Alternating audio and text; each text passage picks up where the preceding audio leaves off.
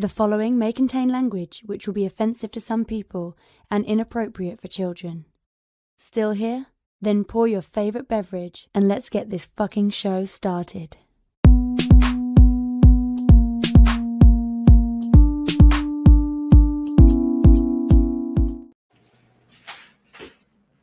Fantastic Forum. Assemble. Even though backgrounds on top of me still dull. The overlay. Bam! There we go. There we go. You're watching Fantastic Forum, the premier show about comic books and your live weekly conversation about entertainment and geek culture. We are the Fantastic Forum, coming to you live and direct from the Hall of F. Hope you're having a wonderful morning, afternoon, evening, or night, as the case may be, depending on where you are in the world. And if you're not, you should stick with us. We'll help you take it up. We'll help you take it up a notch. Indeed. You have the usual suspects in the building. First, he is our riddle inside of an enigma, trapped in Chinese finger cuffs. You don't know him, you love him anyway. He's our silent assassin, Jay. Hey. Love it. Jay's like, I didn't know that somebody was going to say something to me. I need to unmute. All right, next. He's the backbone, the pillar, the strength of Fantastic Forum, our nigh invulnerable brawler and resident strongman, Moses. Man. Jay got a drum set, so now he could do the rim shots, and he could do the every time I say I have an announcement, a little bit of timpani, please. He can do it. I'm excited. Which means we're one step closer to our band. Right. Force to fuck. What's the name of your band again? You're right. Force to fuck. The worst name in band existence. Man, it's gonna be great.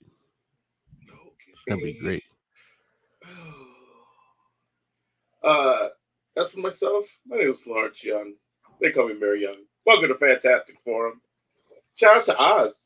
I don't know. I thought he was going to be here today, but I guess he's not. So, he's probably out there working hard. Or handling his package. Sure. Poor fan. Handling his package so he can show it to you all on video. There it is. So, shout out to Oz. Either way, though, we got a great show for you today because we are going to be talking to you all about Naked Peak. Did I say that right? Yeah. Yay, that's part of Naked it. Peak. Naked Peak, climbing the mountains of madness.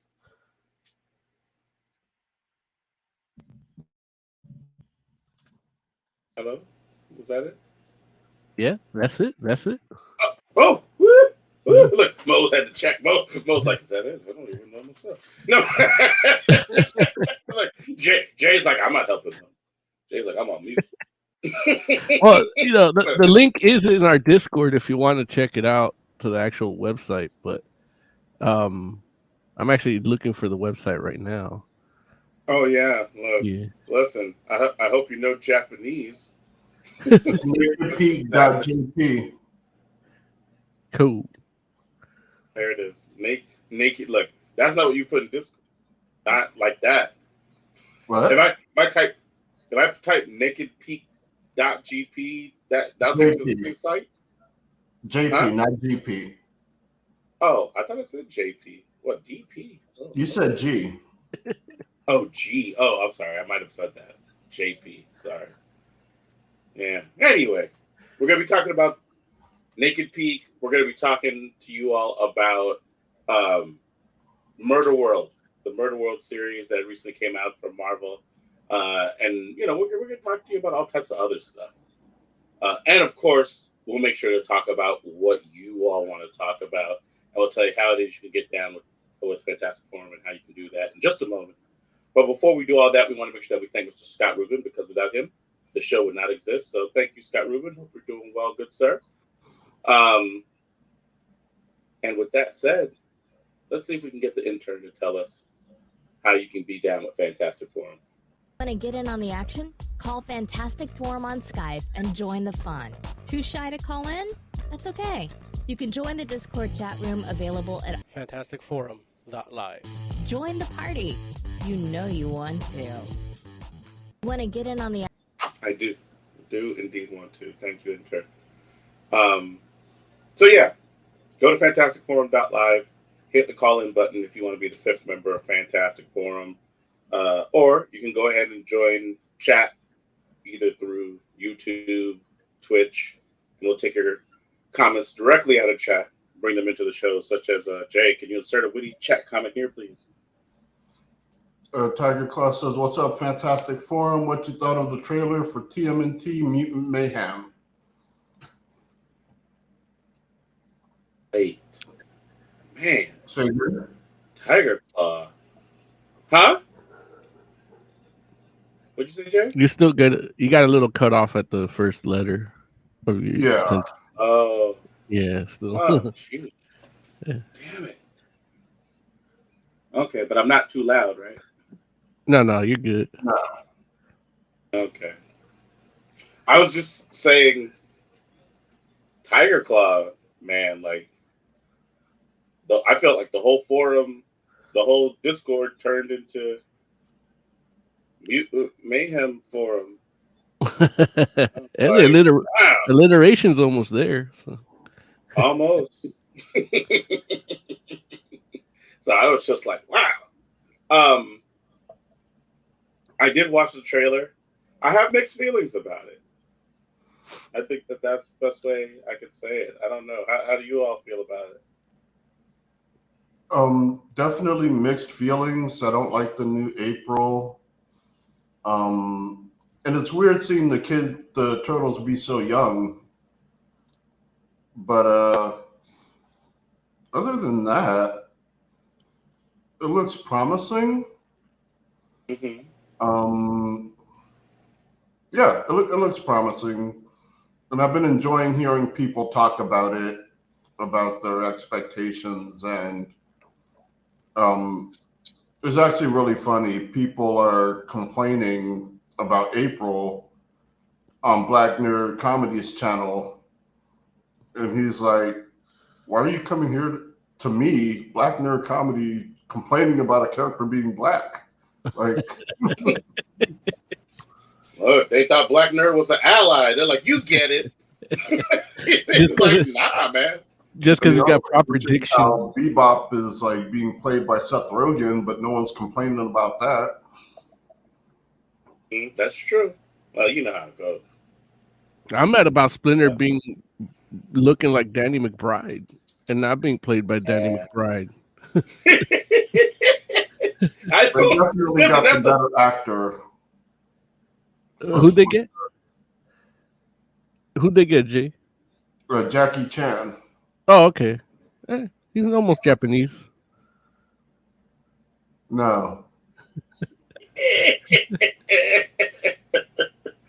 Listen, it's such a strange thing because I feel like Seth Rogen always seems like his heart is in the right place. And then like he tries to like bring something that he's like, man, I think people are gonna like this. And then he always like tweaks it in weird ways. It's just like, dude, like, why are you doing this? Like, why does Master Splinter have that haircut? Like nobody was like, that's a bad idea. Like, I don't even understand it. Like why? Like, is there a story reason that he has that haircut? I think you're trying to make her look like April from the comics. Master Splinter got a perm. I'm just like, I don't understand it. And don't get me wrong, I'm not saying like, you can't change the character, like as far as the character design, because realistically, Master Splinter has like a fair amount of different character designs from iteration to iteration of Ninja Turtles. And some of them are more successful than others. But I'm looking at this and I'm like, is that the worst iteration of Master Splinter? It might be. It might be the worst one. And it's like, it's weird because it's like, that wasn't even a competition. Like, it wasn't like there's no iteration of Master Splinter I looked at and I was like, man, that's terrible. Like, they're all pretty good and they're different, you know. It's like, well, didn't you say that for Rise of the TMNT? the Master Splinter was bad. I I don't know. thought you didn't like him because he's like a little fat old dude. I have to look to see because I mean you could be right. Let's see. Right. Okay. Like because like I had to mess around and like even remember which one that was. But Rise of the TMNT Splinter. Oh, you know what? And you know, I was not a big fan of that one. You're correct. But this one, you know, I think like I feel like conceptually speaking, that one was going for something different. And it's like it may not be something I liked, but I get. This I don't even understand. Like this feels like a mistake. And like somebody's like, oh man, we released a trailer with that fake head thing. You know? Like it almost it's like, yeah, I don't know, man. I don't know. It's a strange thing. I don't get it. It looks like Splinter in every other way except for that. I'm trying to figure out is there a rat that has that haircut? Like in real life or something? Is it mimicking a real life rat? There used to be a dude that I used to call Rat Kid in high school, and he looked like that. Like I think they modeled him. Maybe did the body capture for that. I was so mad because that kid looked like a Rat Kid, but he had a kid at 16. He's getting more action than anybody. Just as a reference for those watching at home. Oh, that's Rise of the TMNT. Rise of the TMNT Splinter. And that's definitely a departure. But like again, I feel like that's going for a particular aesthetic. You know what I mean? And see, that rat I could see voiced by Jackie Chan. Not the Donnie McBride rat. Yeah, that one like that. I felt like he was gonna sing "Fuck My Baby's Mama" in that TMNT commercial with that mullet. Man, I thought I was looking at Eazy-E for a little bit. So weird. Yeah, can you pull up whatchamacallit, Jay? The one from the new Splinter? Yeah. And so I don't understand because I feel like Seth Rogen has to know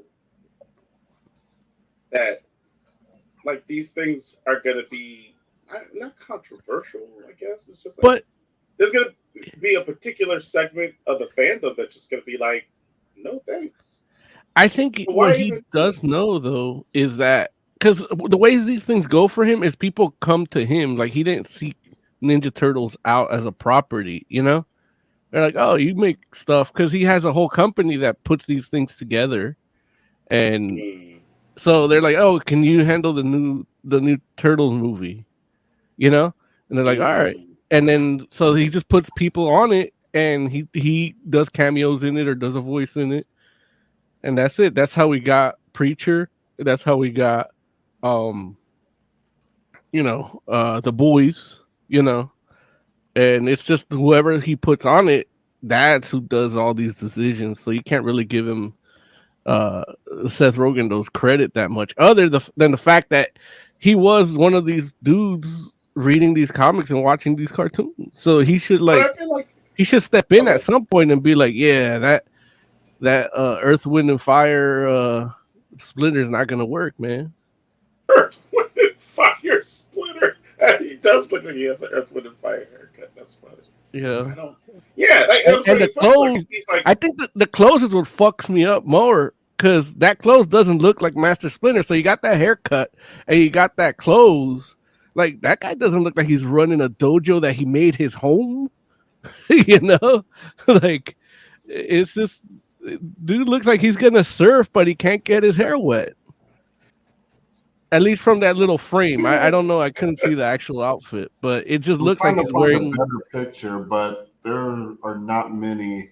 Yeah, because it's just that I little mean, release. There's no released art, Like key there's a art or full anything. picture, but it's kind of small. Yeah,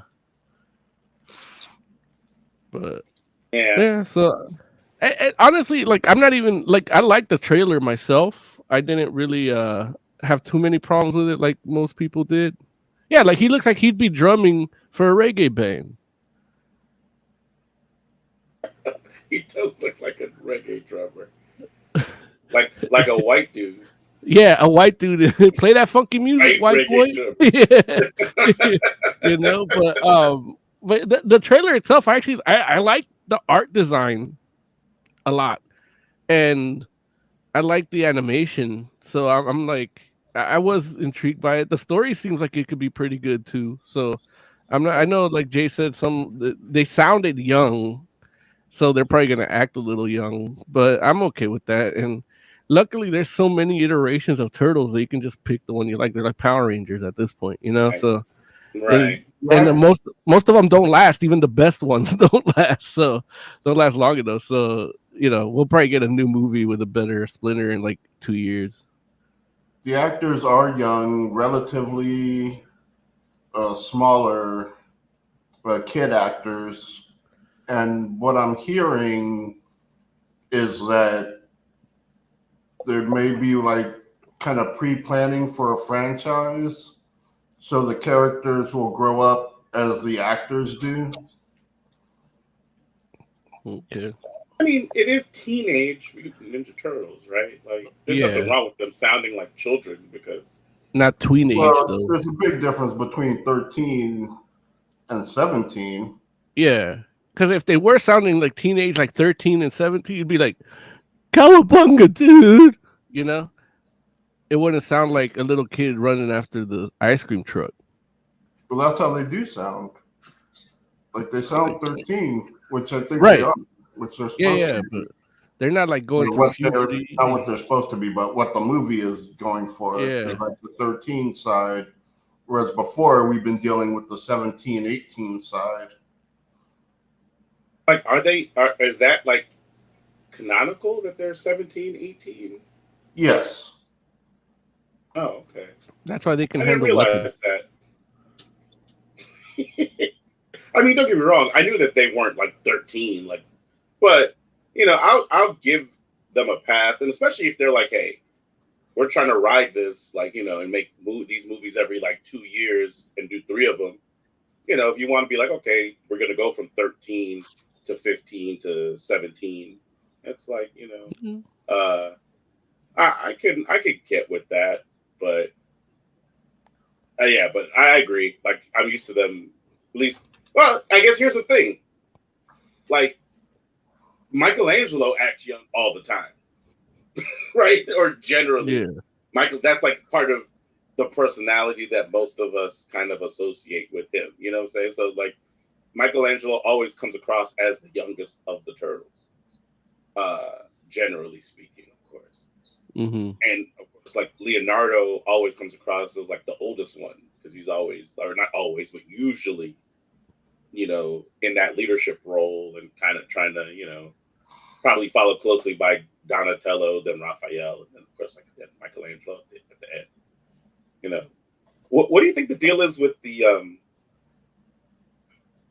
Raphael, like, full headband thing, or hell, like, that's just a holdover from like the last one, Like the bandana thing?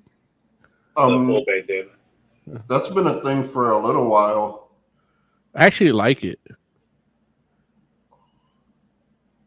I don't know.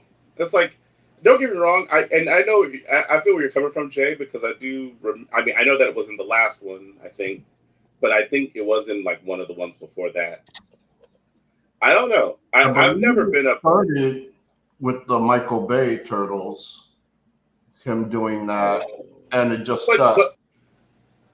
but more than Raphael had it with the Michael Bay Turtles, right? Nah, Oh, just Raphael. Mm-hmm. Oh, dude, that's Everyone crazy. else got the normal eye band. But those turtles aren't even that good. Like no one But likes those that much, right? I do. Nah. You don't. Larry, you're lucky I could read lips because your mic didn't get none. Oh, I'm but sorry. your face was so expressive that it came through. Like, Yeah, I just said you don't. Let me hold on. Let me yeah, go mess with my mic real quick. I'll be right back. You yeah, all talk amongst yourselves. yeah. Uh, I actually do like that full head bandana thing. It kind of reminds me of like that Daredevil. Like, Hold on. Okay. there you go. Yeah, it kind of reminds me of that Daredevil. Like, well, the Netflix series used it, but that origin story that Frank Miller did, which is like kind of what the turtles were kind of influenced by. So but I do like how they all just look the same in the comics, and it was just about the grit and the story, and then it's Mm-hmm. still like so a little individuality. Like I can see why they add these things because merchandising and stuff. But I think for Raphael, it kind of just fits, and I like that. Because he's a hoodlum. Well, no, because it's like to me, it's more like a superhero-y ninja-y thing, like Daredevil. Who can be a hoodlum?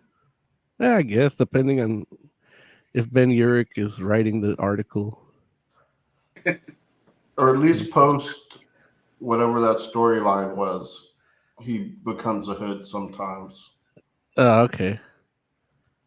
Yeah, but the movie did it good with the like the original movie, I guess, with the trench coat where he was just like kind of just stopping crimes, but he was just wearing the hat and the trench coat, so he just looks like a random New Yorker that fucks people up.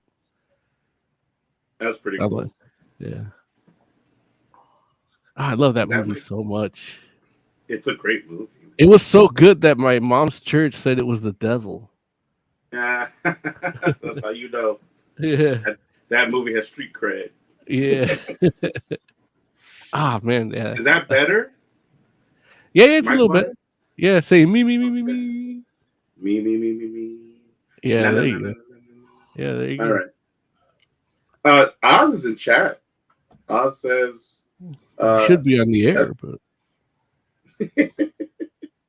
and he says, Now, if he's not that, here, we can do news. yeah. What's good? Because there is a news story I would like to talk about. dang, Jay's like, we're not even gonna say what Oz says. You can read what he said, but I'm glad he's not here so we can do news. Dang, Jay! Wow. Okay.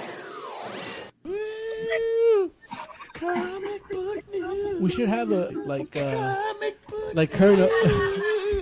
Well, not like that, but like All right. What's your news story, Jay? Over the weekend, Demon Slayer, Kimetsu no Yaiba to the Swordsmith Village, managed to come in fourth uh, in the box office, bringing in $10 million. Oh, wow. Say again? Uh-oh, Joe's frozen. I Or thought we you said. frozen. you froze a little there. At least on my I end. froze. Never mind. Yeah. It was no, it was me. Because I was like, oh But wait a minute, continue, Joe's Jay. frozen too. That means I'm frozen. Like, oh no. Continue, Jay. Yeah, so it did really well. Not as well as like Mugen Train, but there seems to be a little bit of controversy where some people are saying it wasn't really promoted to like it was promoted. Some people think it was promoted as a standalone movie instead of what it was, which was a recap and the premiere of the next episode. So some people were disappointed with what they saw. And So yeah, you say it's a recap. What was it a recap of? the series. It was the general series recap and the last 2 episodes of the Entertainment District arc and the first episode of the Swordsmith Village arc, which will premiere on April 9th. Man, they really did fuck up by not promoting that. I would have watched that because I didn't get to watch the seasons. So it's like a recap for me. I would have gone to the theater for that. Yeah, it was good. Like, I enjoyed it. Yeah. But I didn't see any of the promotion for it, so I don't know how they advertised it. I just saw it in the movie showtimes. So it was advertised like a standalone movie. Like I didn't know it was a recap of anything. Oh, okay. But yeah, there was audible disappointment at the end when the credits rolled. Oh, like in the theater that you went to? Yeah. Oh, what'd they say? More it's just like awe and like just general sounds of disapproval. And not from the whole theater, but there were some few. So it managed to do a lot, but part of it was people not knowing what they were going in for. Yeah, especially if they've been diligently like following it as it's like in their hiati and all that. So I can see if you're like, okay, we're getting an in-between chapter or something, like this will hold me over till the next episode, and then they're just getting stuff they already saw. I can see that, but I want that. Like, can I just buy it now on Amazon or something? I don't think it's available on Amazon yet. Yeah. Well, no, technically it is. Like, well, not the compilation, but you can buy the Entertainment District arc. Okay. I believe. I want the recap because that way I can just like get it, catch up in like what, an hour and a half, 2 hours? Yeah. Yeah. Cliff notes. Yeah. That'd be kind of cool. I kind of want to do that. I wish they did that with Attack on Titan. Because I realize I'm 2 seasons behind. I would love to see Attack on Titan on the big screen. Like, that would be amazing. IMAX and Attack on Titan on the big screen would be amazing. They just have like certain animation sequences where you're just like, dude. Yeah. Like if you saw like Attack on Titan in IMAX, or you know what it needs, like Attack on Titan actually needs to be in like 4D.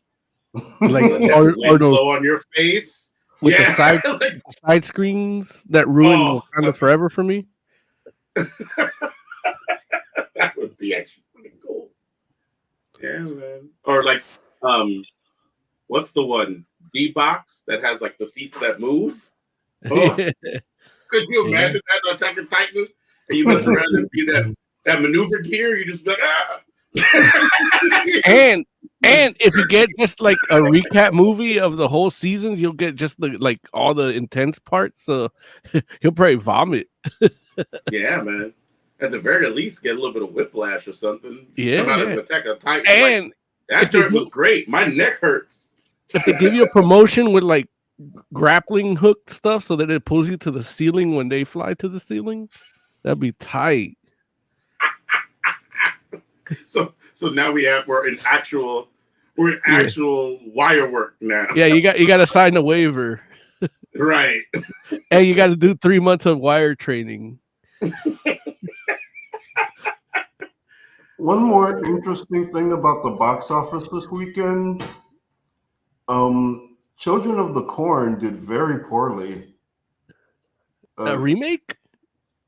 Yeah. Are there new Children of the Corn movie?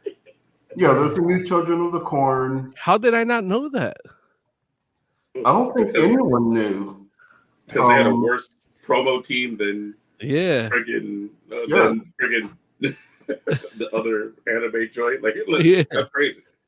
Like, I knew about it because I happened to be researching something and came across it, but I haven't seen any ads, trailers, nothing. It was just in theaters one day, and I knew it was coming because, like I don't remember why I came across it, looked it up, but they were basically making this in like 2020. They started on it, and delays and everything, pandemics, and it's just coming out now. But I don't think they advertised it at all. Like, because I go to the movies fairly often, I see a lot of trailers. Yeah, or And posters. if I see anything about it, means that they just put nothing into advertising it. And it shows with its $262,000 return this weekend. And 162. What? Children of the Corn can't break $300,000 at the box office? I already made that with Skinamarink 2 on our YouTube channel. So, but yeah, it was pretty good. Like, I enjoyed it. Joe was like, "Oh, let's see this." But yeah, Nah, I mean, if it's good, it's good. It's just, they just didn't pay to promote it. Like for whatever reason, Stephen King's been pissing people off too, so that might be something too. Yeah, whoever was the head of that studio that was putting it out, like, what, fuck him. No residuals from here. What has Stephen King been? How he been? I mean, well, all the Florida shit and all the the Santa, political shit that really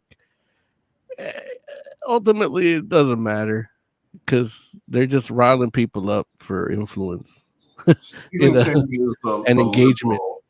Yeah, and he's outspoken about it. And look, that's fine, that's great, but it's more of like just give me a good ass conclusion to this Dark Tower universe with how it fits into everything. Yeah, and I agree with him on a lot of things, but it's okay, man. Like, if you could just write a horror movie in tweets, I would love that.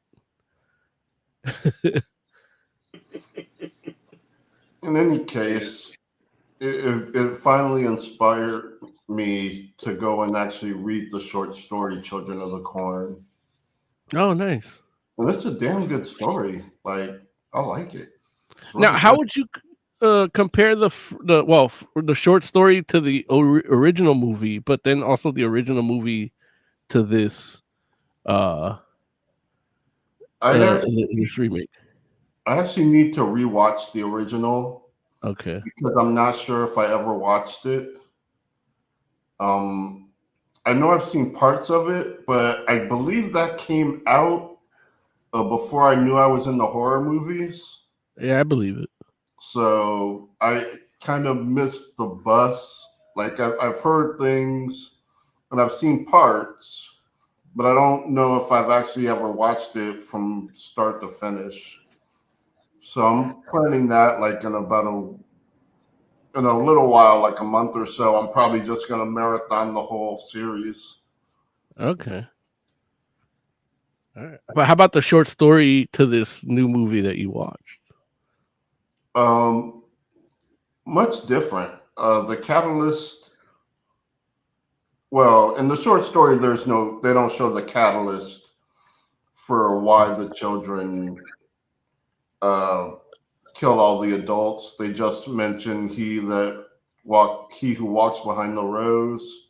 Yeah. And the prophet gets dreams, visions from him. Yeah. But they don't actually go into why. Like, it's mainly focused on the two people that come into town only to get caught up in all of it. Okay. Sorry about that. Alexa started talking.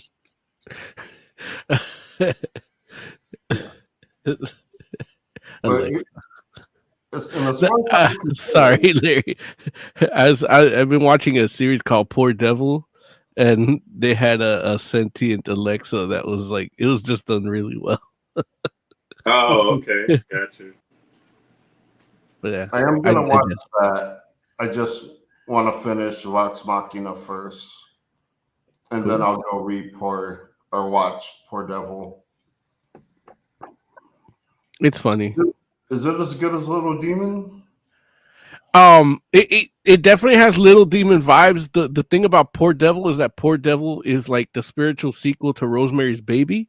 So it actually like plays off that story. Like, oh, so the little kid has like, oh, I have two dads, but one of my dads is a bitch because he couldn't be successful and he sold my mom to the devil. And they're all living as a mixed family at the beginning. But the kid is actually a good-hearted kid. So he's like, well, and then the mom's like, she's a heroin addict because she's like, fuck, the devil fucked the shit out of me. And now I have a kid.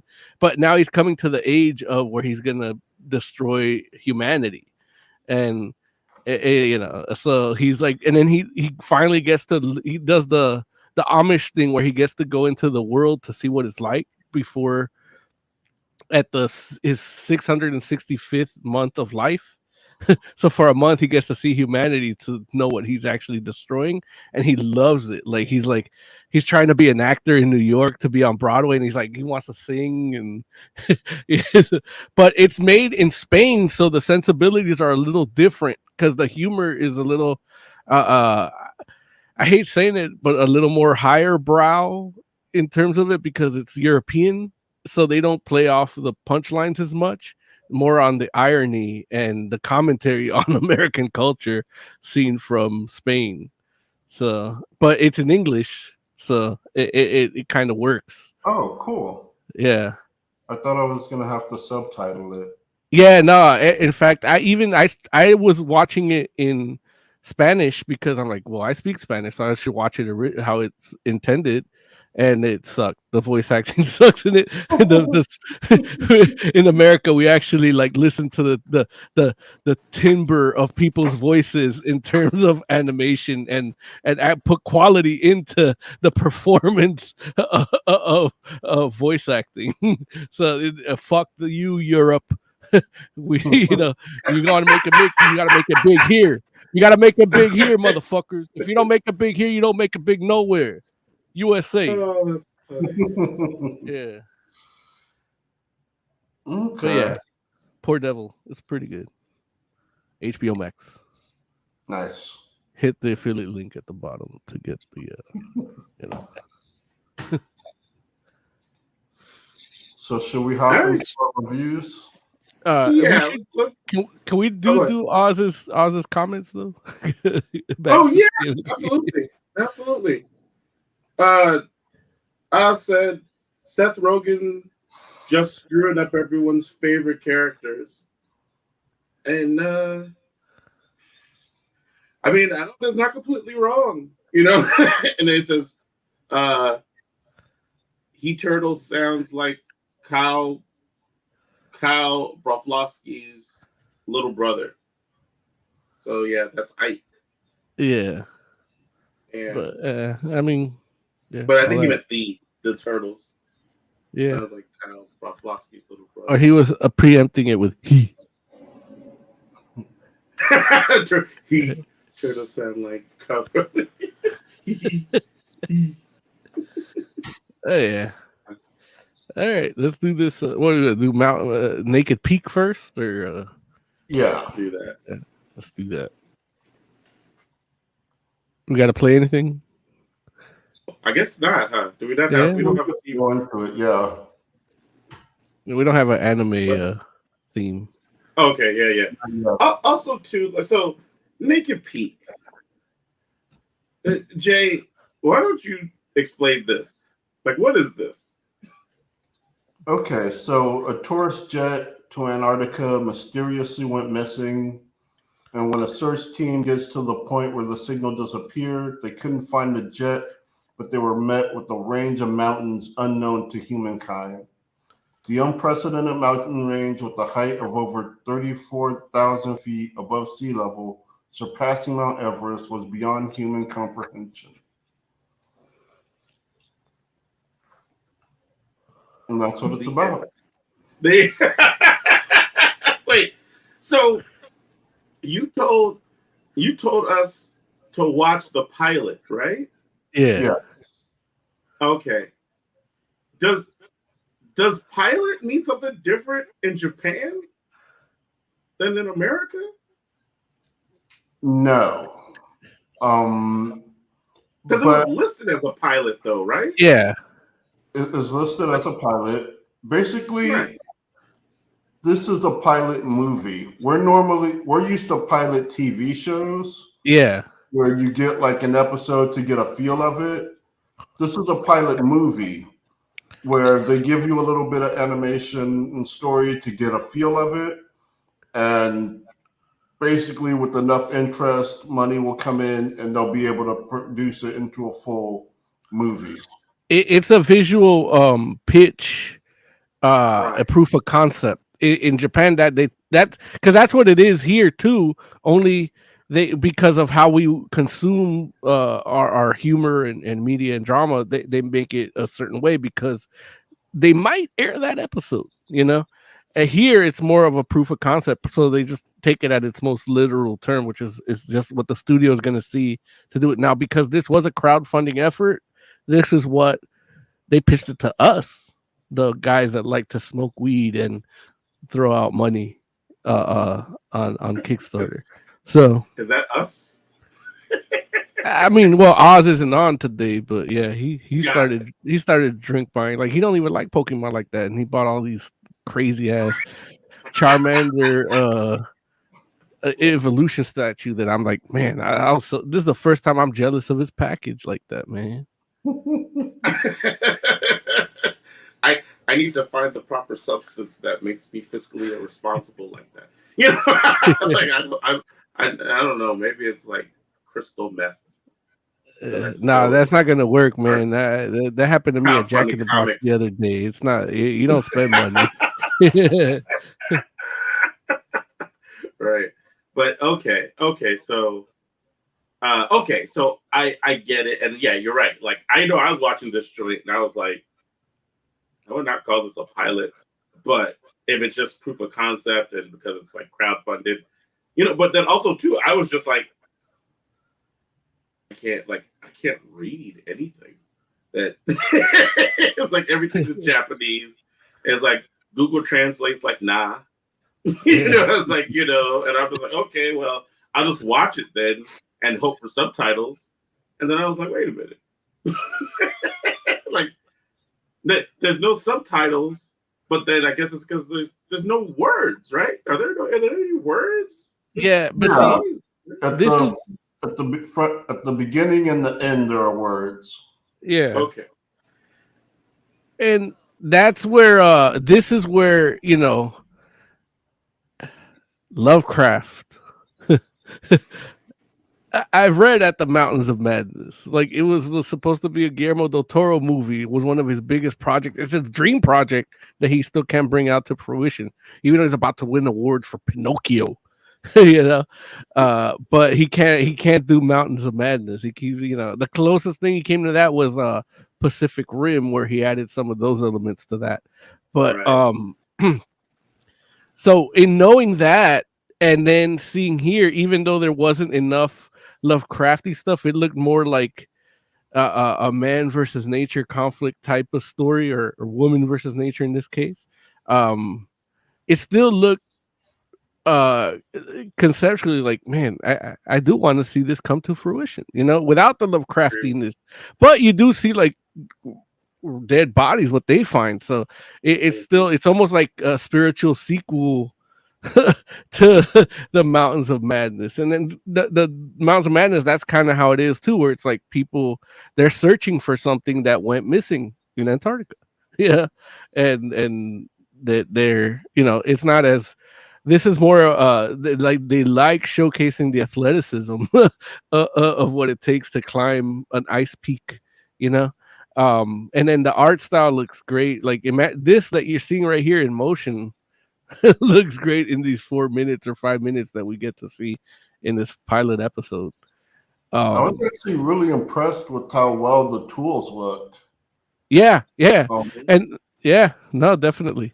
Those ice axes hitting the ice at like, I mean, I don't know, like I know typical animation is what, like 30 frames per second or something, and they gotta do it at like 400 and then just give you the good ones, because it just like that's what's missing in a lot of like modern anime. Like when Larry describes how Invincible did a straight up Macross like aerial dogfight scene with the missiles, and it's like that's what's missing, because they actually did this in like when you could only show like 24 25 frames per second pal in Europe at like 56k kilohertz of the strobe of the TV. Like, they still made it work by actually drawing out like the 72 frames and bringing it down to 24, without making it look slow, just cutting out the unnecessary ones.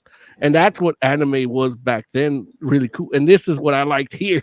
When that axe just goes like that, it looked as good as one of those Macross dogfights, you know? Mhm. Yeah, I I mean, overanalyze this. I'm sorry. no, listen, it's worth that level of analysis just because the animation is pretty flawless. I mean, Yeah.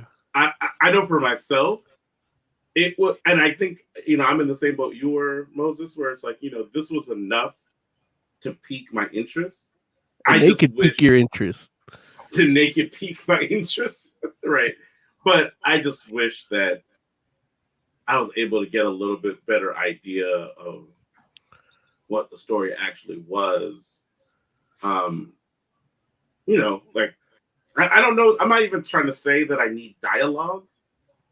I'm just saying more so like it felt like what they showed me was enough for me to be like, I would like to see more from the creative team behind this. Yeah. But I didn't come away like, man, that movie is going to be amazing, because I'm like, technically, I don't know what the movie's going to be about in actuality. Yeah. Yeah. So, and I wanted that though, like based on what I saw, like I wanted to have that feeling, but it didn't. Like I can't say that that's the feeling I had because I just don't. I just don't technically don't know. Yeah. Read Lovecraft. That's your problem. That's my problem. If you would have read Lovecraft, you'd like this supplementing what you read in Lovecraft at the Mountain of Madness is like. Now, if it turns out there's nothing to do with Lovecraft, and that's the whole thing, right? Like because I was definitely. I did see dead bodies, so that's enough for me. Right. And I do feel like a mysterious figure in the lights. Yeah, that's true. Yeah. I do feel like the main character, it does seem like she may end up having like some sort of like psychological break at some point. Like there was enough of that, but I definitely felt like there wasn't like when you talk about Lovecraft, there's certain elements you expect to see, and I don't know that I necessarily saw those elements highlighted. So I was just kind of like, huh. Mm-hmm. But I would but it's interesting enough for me to watch. Say again, Jay? Technically, the Aurora Borealis that's is like, yeah, like what he was really scared of the Northern Lights, so he put it in a lot of books.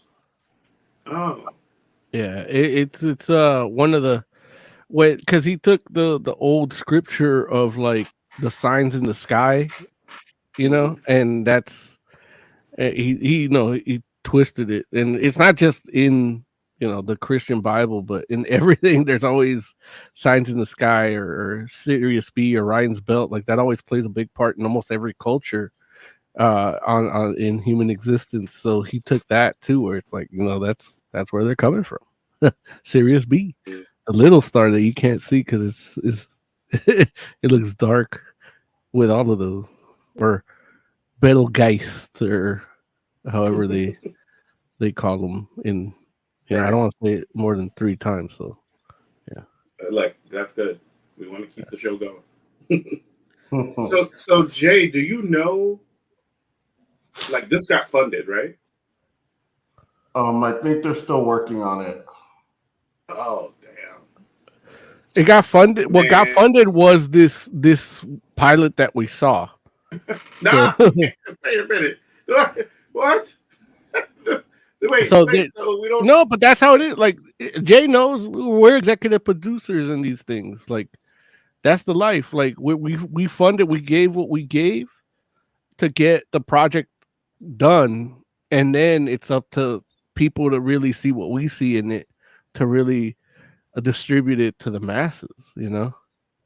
I know the full crowd pitch is on YouTube.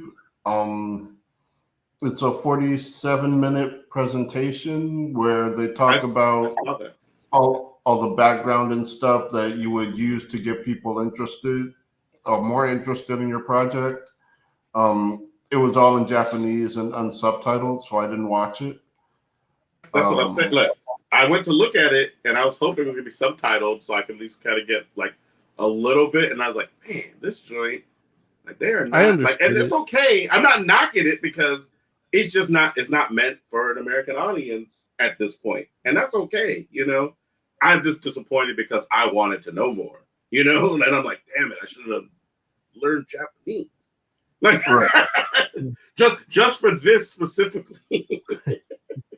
But it does go to show, yeah, they are still looking for funding. Well, here's where the audience can help us, because if you buy merch at fantasticforum.live or you click of any of our affiliate links, like that makes it tax deductible. Larry could go to higher education for his new job of drinking vodka and talking shit. Just learn Japanese. Yeah, Larry needs to learn Japanese. Look at his face right here. He looks totally unfulfilled because he doesn't really know what Yamamoto really means. Exactly. I want to watch Nintendo Directs from the source. Right. The source. Without the media bias of these YouTubers. Right. Exactly. And translators. I don't know if that's what they're actually saying. Right. I've never actually heard those words for myself. And like when somebody talks to me in Japanese, like they always talk down to me, but the translator always praising me. Like I know that's not 100% true. Like every Japanese person that that's ever spoken to you in Japanese insulting you. I think they're literally like, I pity your whole existence. You are making this world the world. You're the reason this planet is the way it is. You need to be destroyed. Oh, he says he admires the respect and wants you to live long and prosper. That's a Starfleet translator, but you know. Also, I will not be getting Octopath Traveler 2. Why not? Censorship? Yep. Oh, I was like, what does that have to do with Naked Pete? Like, that's what translators do. They censor. Yeah. Like if I knew Japanese, I could just buy the original in Japanese and play it, but I can't. And the American one is censored. How bad is the censorship? Oh, it's very light, like insignificantly censored.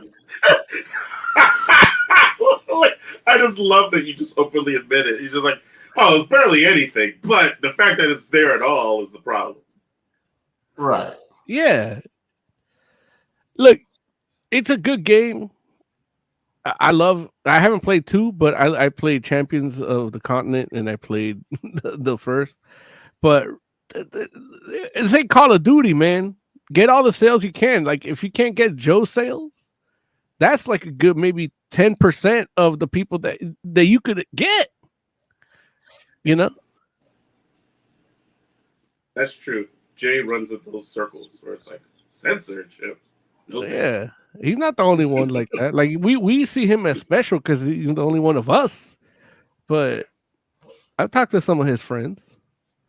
Right. So yeah. But anyway. So I mean, is it fair to like actually rate like Naked Peak. Yeah, Like I this- gave it like 5 ice pickaxes out of 5. If we could rate Pibby, we could rate Naked Peak. Okay, no, that's fair. That's fair. So okay, Moses gives it 5 ice pickaxes out of 5. Jay, what would you rate it? I would also give it a 5 out of 5. It's gorgeous. It's creepy. Like it's what I like in anime, like gorgeous and creepy. Yeah, and done really well at a really good frame rate, like with good art and good animation, good colors.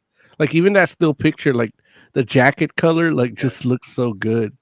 And spoiler to the review of the comic, but there's a little piece like that in the next comic we're gonna review. Where I wish the whole comic was like that, but that can't happen.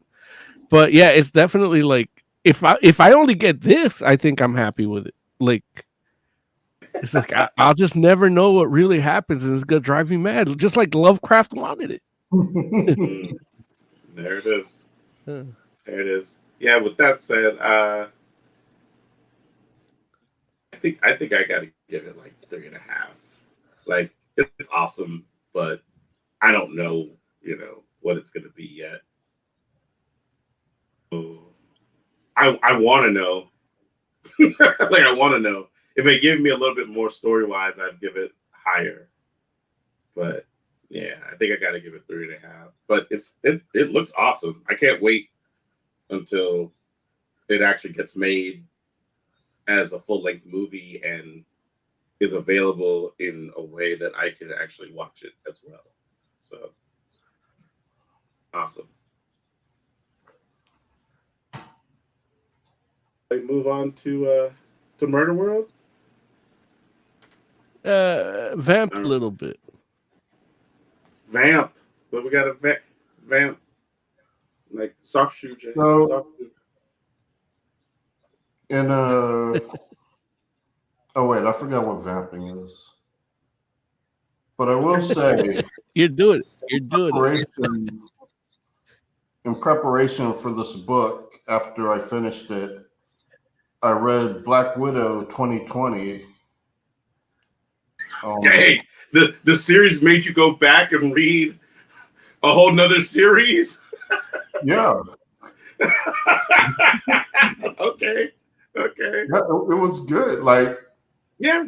Muderworld was good enough. Like, and I do like Arcade. Like, I like him. And so yeah, if he's doing stuff, I want to know about it. So I did go and read. I read that, and I read Avengers Arena. Okay, but you have read Avengers Arena already, right? No, I think I got to issue 7, and then I stopped. Oh, damn. Avengers Arena was so good. It was. Yeah. I mean, not the art. And I do believe that the art does fall off at a certain point. Like those After issue 7. no, issue 7. Like issue 7's like one of the worst ones. Because it was like average, and then I got to issue 7, and I'm like, oh man, I can't wait to read this again. And then I looked at the art, I was like, oh fuck, like what happened? What happened? And How was an accident? and I actually don't even like the book as much as I did back then. Like, because I know I loved issue 7. Like I put it up there with. Like back then, I put it up there with like the Muir Island Saga epilogue, and it's not there. Yeah. No, it's a good issue, but I think it was just because the first 6 issues were so bad that 7 just like seemed great. But nah, it's good. And then I finished it, and that was it. It's a good book. I like it. Okay. Well, that's it. That's enough. That's enough teasing this book, but. Yeah. Review. Like Review. well, not like that, but like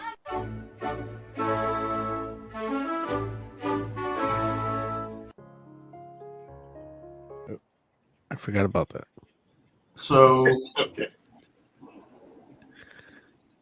before we start this review,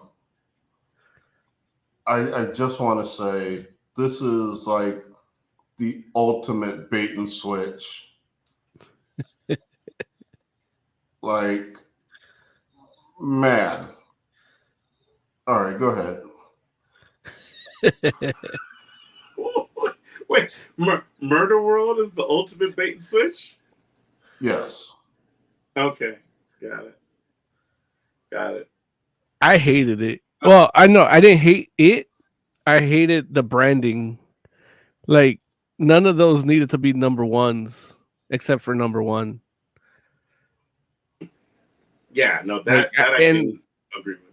And that's like I don't know what the fuck they're thinking with it. Like that's just stupid. Like it's literally retarded. I mean, slow adult. Like or deficient or mongoloid or I don't know what to call it because it's just offensive. Mongol. Mongoloid, yeah, that one's offensive. I Mhm. think you can say retarded before you can say mongoloid. Really? Say Because the anything. doctor called me mongoloid. Like he's got a mongoloid smile, like when he slapped me. Yeah, that was a racist doctor. Yeah. Okay. It was also the 80s. That's true. I figured it was a medical term, But just like cunt. this isn't any different than what Marvel has been doing with like some of their other events in regards to like, you know, like I'm not disagreeing with you in regards to, you know, like how necessary it is or isn't. I'm just saying that like Dark Web had all like those kinds of tie-ins as well. The difference, of course, with Murder World is that Murder World is basically like a mini. For those that there's no a Murder World Avengers, like the Avengers in Murder World are literally just a tease for the next series, the next issue, which is not Avengers. So it's like, why call it Murder World Avengers #1? There's no Murder World Avengers #2. The Avengers take no part in it, aside from iconic design in part of the story. Like it could have just been Murder World 2. you call it That's kind Murder of the World bait and Avengers. switch. Mm-hmm. But you call it Murder World Avengers #1 because more people will pay attention to it because No, I get that. I understand why they do it. I think it's stupid. Like they're when I talk about slow adult, retarded, moron, idiot, dull, feeble-minded, mongoloid, like you're feeding these people to stay that way. You know what I mean? It's for profit. Because if you just say, okay, here's Murder World, this is the story, he's using Mark 7 life model decoys that are beyond what you've seen Nick Fury use, and he's programmed them to be superheroes, and it's actually part of a bigger plan that the government abandoned. That was the most interesting part of this book. We're like, the fuck, like we could have had a whole Black Widow fucking Jason Bourne type story with these life model decoys where she's hunting down like, oh, Black Widow destroys a Marvel universe. That it would have been a bait and switch too. It would have been a smarter one where she's literally like the Blade Runner meets Black Widow. You know what I mean? Like she's trying to figure out if you're the life model decoy or actual Wolverine, you know? And like she has like way better story. Now I don't fault the writers or creators of this story. I think they did an amazing job with this. It's the marketing, and that I hated. But yeah, it's definitely like if you keep treat like I'm a person that runs a business, and I have a certain customer base, and I cater to them. But that's probably why I'm not as successful as Disney or Marvel, is because when they act stupid, I call them out on it. And I'm like, no, don't be stupid. Like, I don't want to do business with stupid people. Look, stop being stupid. You know, and then we take it from there.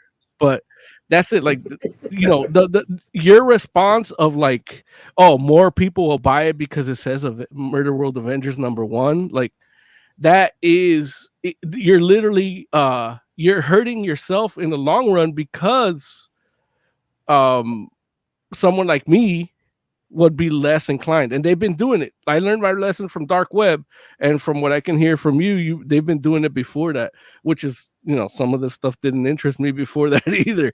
Like, I've been I've been getting my comics fixed from Kickstarter after getting high. So that's like, because this, a lot of this shit is uncreative, and it's uncreative even in its marketing. Yeah. And here's the thing. Oh, go ahead, Jay. Go ahead. I would say I would much rather read Murder World than Black Widow. Nah, the Black Widow, where she's like the Blade Runner trying to find out if you're a replicant of Wolverine or Hulk. Or yeah, I would much rather read Death Games than read as that. a genre. Okay, so it's not Murder World specific. It's just Death Games as a genre. Yeah, well, yeah, I like Death Games as a genre, and Murder World is a death game. Right. But like, now, if it was a death game where it's only Black Widow and she's trying to figure out that if Wolverine attacking her is real Wolverine or not, but it's a death game, would you like that better than the replicant hunting Black Widow? I'm not sure I can visualize, like, what would that look like? I don't know, man. If you can't visualize that, you might be a replicant, man. That's that turtle test, man. You're in Nexus 2, aren't you? Yeah, I'm honestly, like, what has me excited is the next Murder World book. Are we doing spoilers? Yeah, let's do spoilers. Yeah. It's comics. Nobody reads comics. Widow, Shit, nobody watches shows about reading comics. Yeah, Black Widow has been invited to the next Murder World competition. And that is exciting to me. Like, watching her compete in death games with other challengers, that's interesting. Blade Runner is fine. Like, I like Blade Runner. I didn't watch Black Lotus yet. But yeah, that sounds much more interesting. Like, I was actually getting really hyped when I saw her get that business card welcoming her and participate in the 23rd Murder World. Yeah. So that's the story I would much rather read. And it's interesting because I'll say that, just going back to the marketing, like, I feel like marketing is, but I mean, I guess for all intents and purposes, you have to say it's intentionally so. Like, Marvel greenlit the book, but they're not going to put any marketing behind this book. And or I should say, the marketing they put behind the book is, you can call it Murder World Avengers, you can call it Murder World Wolverine. You know what I'm saying? Like, that's the marketing, because they're like, if somebody sees it on the shelf, pick it up. And I will tell you, like, you all know me, you know how deep I am in the Marvel and how much I usually just keep up with what's going on with them. I did not know this book existed until Murder World Wolverine came out. And I literally picked it up. Like, you're the wrong demographic. Like, they actually because the shit that comes on your, algorithm or whatever is the stuff like that's good. that's like that's higher concept, like high quality, I mean, don't get me wrong. Like, I Not that do this feel like isn't, it's just hidden yeah. behind bad marketing. But it is derivative to a certain degree, but it does do its own thing, and I enjoy it. Like, I don't want and to I think that make it seem like I'm going to give it a negative review, but I am critical about this aspect of it. Marvel. Oh, go ahead, Jay. Do we actually say what it's about and why they call it Avengers and Wolverine? No, we haven't. We We haven't yet. haven't. Which Yeah. which That was your I job mean, when you did the preview of it. Was it? Or did Larry do it? I was just vamping about other Yeah. tangential stuff to it. So Larry explained it wrong. That's just typical. I didn't even get the chance to explain. Larry could work at Marvel marketing. Right, exactly. That's how we're doing. Look, and that's the thing. Like Marvel knows how to market books when they want to do it. Yeah. And this one they decided not to, because I didn't know anything about it until it was like three issues in. So like I read Murder World Wolverine first, or Wolverines first, and I was like, oh, this is a series. Muderworld Wolverine. Oh, thank you. Well, look, it's the whole Wolverine family unholy. So I didn't know if it had multiple, but okay, Murder World Wolverine. But anyway, the book is basically what is it? Oh no, I believe you, Jay. It probably is just Wolverine. Go ahead, Larry. Go ahead. Either way, the book is basically Arcade giving a group of is it 200 people? Yes. I don't remember. Okay, 200 people the chance to win a boatload of money by playing death games, like Jay mentioned, and whoever survives until the end through Murder World will get the money.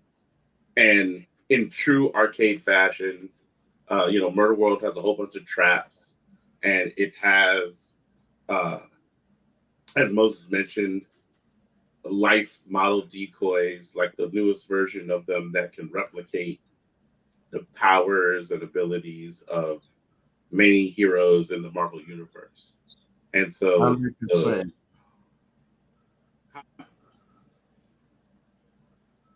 what'd you say, Jay?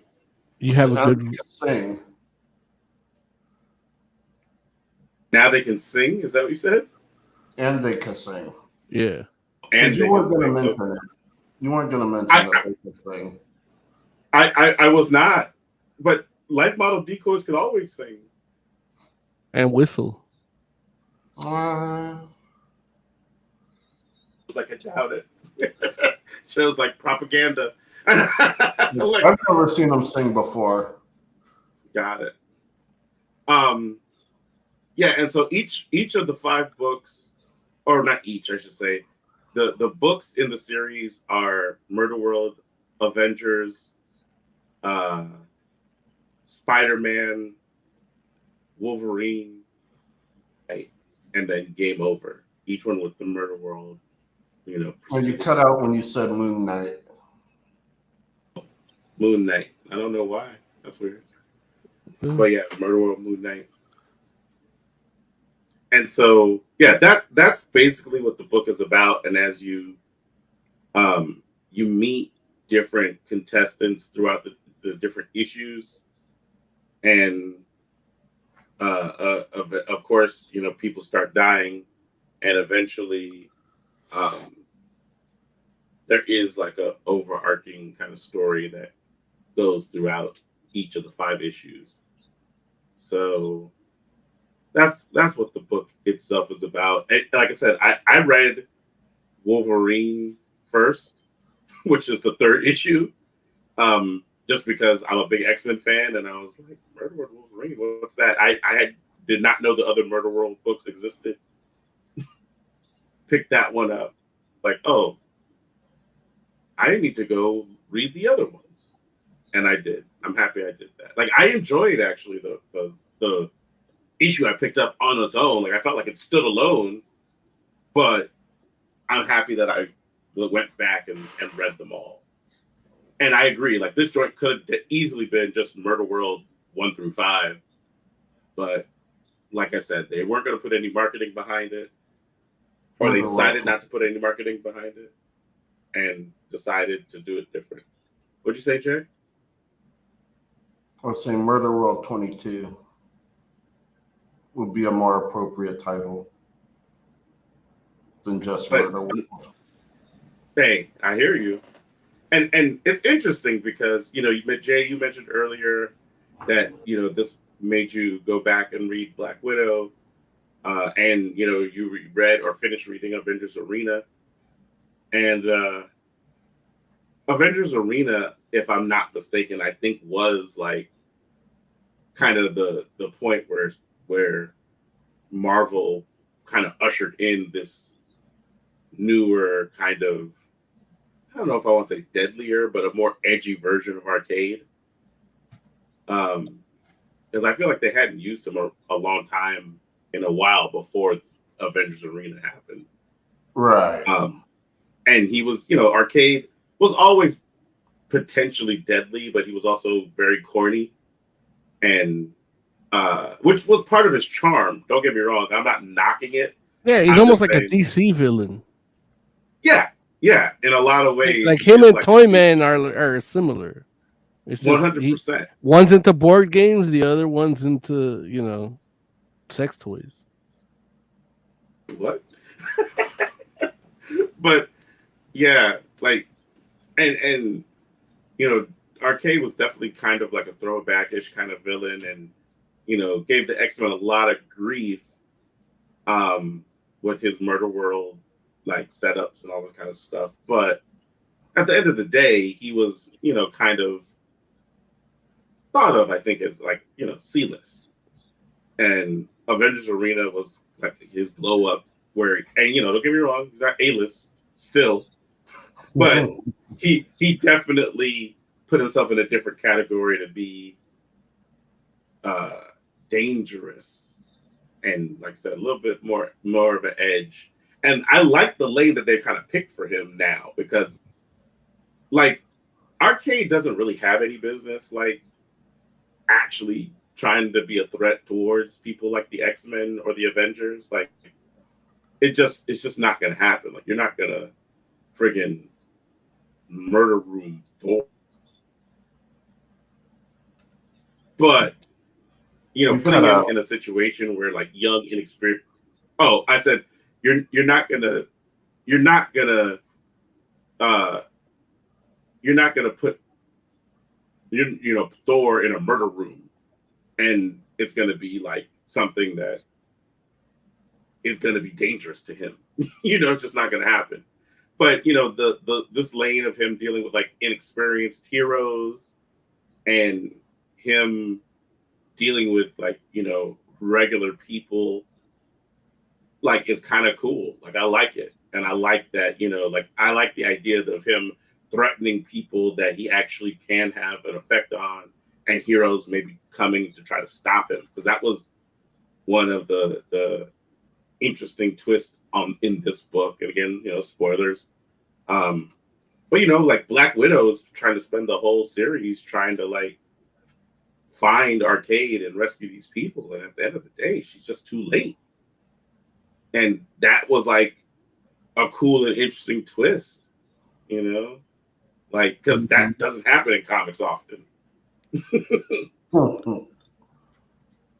Yeah. And that's where like this design is in the writing. Each issue takes place with a different one of these contestants, and it starts off by issue 1. You're down like 44 of them. You're at 166 at the end of it, and you're focusing on the one you've been focusing on just gets killed in front of your eyes, and he's a mutant, And even when Black Widow's like, "Yo, like, he manifested mutant powers. Like, can you get Cerebro to tell me when that was, so I can like, because in her intel she couldn't do it. So, and then even the mutant contingency was like, oh well, Krakoa is a little busy right now. I assume because of dark web, but um, but yeah, and then she's like, what the fuck? And she's like, I understand, and she just hangs up, and then it's like that was like a really good aspect to it, where there's like even the whole arcade on the dark web, like that's good. That I love that. That's the good shit. That's the Vertigo shit. That's how you make arcade more modern, and that's what I like. Jim, when I saw it was Jim Zub, it's like, okay, I'm gonna give these a shot. Even this marketing shit sucks. After like 3 issues, like I'm like, this marketing, this title sucked. Like trying to find them, if you told me that they have titles, but they're really not. So I'm not gonna say like it was a hard time finding it, but if I tell somebody, if I'm at a bar during WonderCon coming up, and I'm like, yo, man, that Murder World. Oh, which one? Should I read Avengers? I'm like, no, well, Avengers is number 2. And, Avengers is number 1. Spider-Man number 2. Like, they're going to look at me like I'm a fucking idiot. And it's like, Marvel's doing that to me. Right. So it's like, you got to think of that aspect of it. You got to think of that aspect of it, because when you do recommend these, like, everybody's okay, where do I start? What do I buy first? They're looking to buy. We've been, Larry, you've been with me, and Joe, you have too. Oz, R.I.P. He's not here. He's dead, to us at least. But he's been.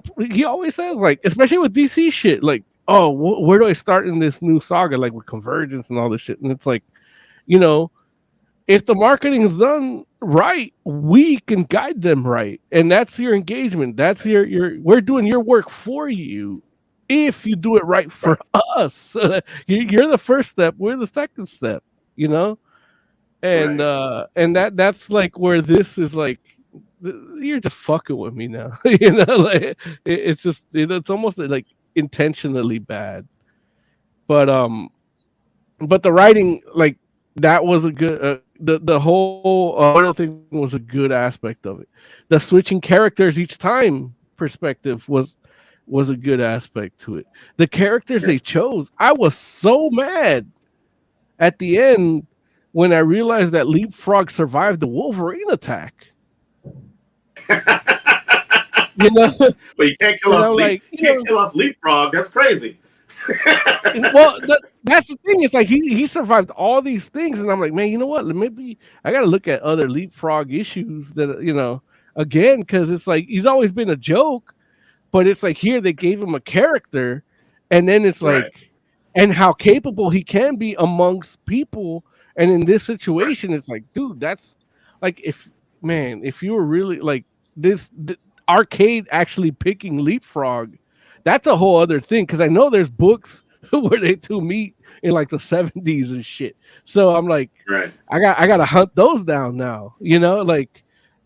So, and even like how Jay did with Black Widow, it's like I want to read that too. Like, and I think that was a Jim Zub book too, and I love Jim Zub. So it's like it's an easy transition. But I know he didn't write those Leapfrog books in the 70s. Now, next time I do talk to him, I gotta ask him, like, are you secretly like a Leapfrog fan? Like, because there's people like that, like, Oh yeah. Yeah. So 100%. But yeah, definitely like this, like the art. Well, I don't want to jump into art just yet, but yeah, the writing definitely, like, even it's the whole Squid Games derivative thing, even that Squid Games, as much as praise as it gets, is still derivative of something else. So, and like I felt like this one even had more edge than that, in the sense like it felt more like a Saw, because of they showcased the villain a good amount, and his tactics and everything, like even more than Saw. Like Saw, Jigsaw is a mystery. Here it's like, okay, it's arcade. You know what he does, and he's doing it like this now, and the whole thing with the dark web and all that, it just fit together so well. Him using the superheroes, like that gimmick got old quick, but I'm okay with it. Like, this isn't a Vertigo book. Like, you're not watching torture porn. You're reading comics. You're reading Marvel comics. So I can get why it's that, like, using that. But his reaction to how each, like, oh, Spider Gwen, like, what do they even call this one anymore? And that's like a commentary Right. of the titles, because she's got like 3 different titles. And then Right. it's like, well, he's the first one. Like, does he get commission? Does he charge him royalties? Like, Right. because he is business minded, especially now with Right. the dark web where he Right. can get paid in Bitcoin. Like, he's about the Right. business. He's about the murdering, Yeah. but business comes too. Like, you can't murder on a big scale if you don't got money. Yeah. Man. So No, I agree, and that meta aspect of it was actually pretty cool. yeah, I love that, and that's where you credit like the Jim's up, man. Like, he made this, he transcended this little, like, what would have been perceived as derivative. Like, he added his flavor on it, and it becomes part of it, and that's what I love about, like, sometimes when stuff gets derivative, I'm like, it's easy for me to just be like, yeah, fuck this, but especially when they don't do it like this. Yeah.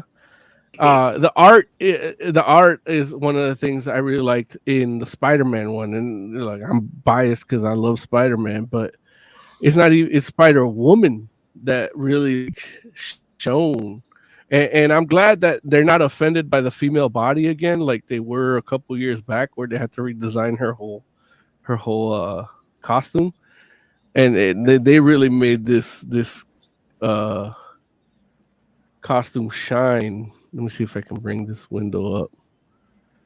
But that's part of like arcade too, where it's like, he goes with the classics. Yeah. No, but the comics have gone with the classics already. They just didn't make a big announcement like when they changed her outfit. Like, that costume's been back for a while. Oh, has But it? even the color, the colorist. I wrote down the colorist name here. What's his name? Chris Sotomayor. Like, his colors in this particular issue, they elevated the art. Not that it was needed elevation, but it added to it a lot. And the inker did his thing. Like, this one splash page is just one of the element of this whole book. And these heroes weren't there in 3 pages. Then they beat the fuck out of Miles Morales, LMD, and that's it. Um, Future Foundation doesn't do shit. Ben Riley doesn't do shit. Again, he went with the classic. I know, Larry, you hate the hoodie, so I I won't don't want to like talk it. about him too much. And then, Iron Spider don't do shit. Spider Woman doesn't do anything other than pose here, which is enough for me. I love that. Like, and then, here, like, the letter decided that squelch is a good sound for webbing. Yeah. Symbiote Spider-Man don't do shit. Superior Spider-Man don't do shit. But really, they just beat up on the little black kid. I will say I did find what do they call, life model, whatever. Decoys. Yeah. Yeah, the life model decoys are really, really entertaining in these. Mm-hmm. Mm-hmm. Like, it's Spider Time is hilarious. Yeah. But that's all you get, really, like, because they don't do much more, right? Like, No, They it's kill people. enough for me. Like, it's just entertaining. Like, it's really funny. Like, these things like made me laugh. Like, I think all of them. Like, when Captain America started singing the theme song from the cartoon, Oh, yeah. so good. all the Wolverines just said "bub." Bub. Moon Knight said, "In the name of the moon, I'll punish you." That's so funny. Yeah. Like, these things were hilarious. And again, the meta aspect of it, where they're like, "Oh, it's become popular all of a sudden." Like, lately, all of a sudden, Moon Knight's become popular. And they're like, we didn't Right. we didn't have like enough of a profile on him to like accurately depict him. They're like, we don't know anything about this guy. He just all of a sudden he's on the scene, you know. And I'm like, that's hilarious, you know. It's good Right. stuff. And that's where like I'm like, if this was just maybe marketed less, like the marketing really like Can't market it any less than it's been marketed. no, but like not having to brand it the way they did, like that cheapens it to me. Like I don't know, like this is something. You know, I guess maybe Marvel, like I don't know. I don't know what the solution is. It's just you know, yeah. I just don't know what the solution is. I guess there's no sense in drawing it out. I'm sorry, I missed it. What's the problem? What are we? No, like, well, what I'm saying is that there's no sense in drawing out that issue anymore because ultimately I did enjoy it and there's no real solution to it, really. Like, it's just, I'm just going to over what? to, well, the way they marketed it, like with the branding. Yeah, so it's like, it's done. Way.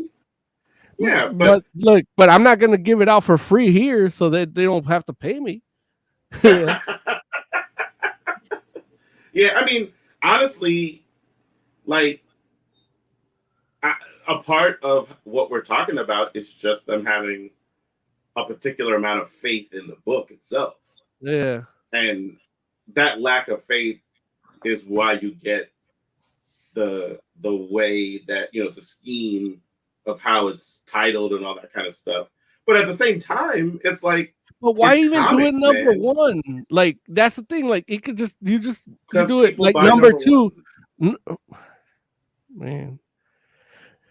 I mean, that's what it is. Like it's literally and that's I guess that's where I get frustrated. That's where I get frustrated. Right? Because you're not educating your audience. You're feeding into you're parasitically feeding off them. You know. And that's like you're part of the problem at that point.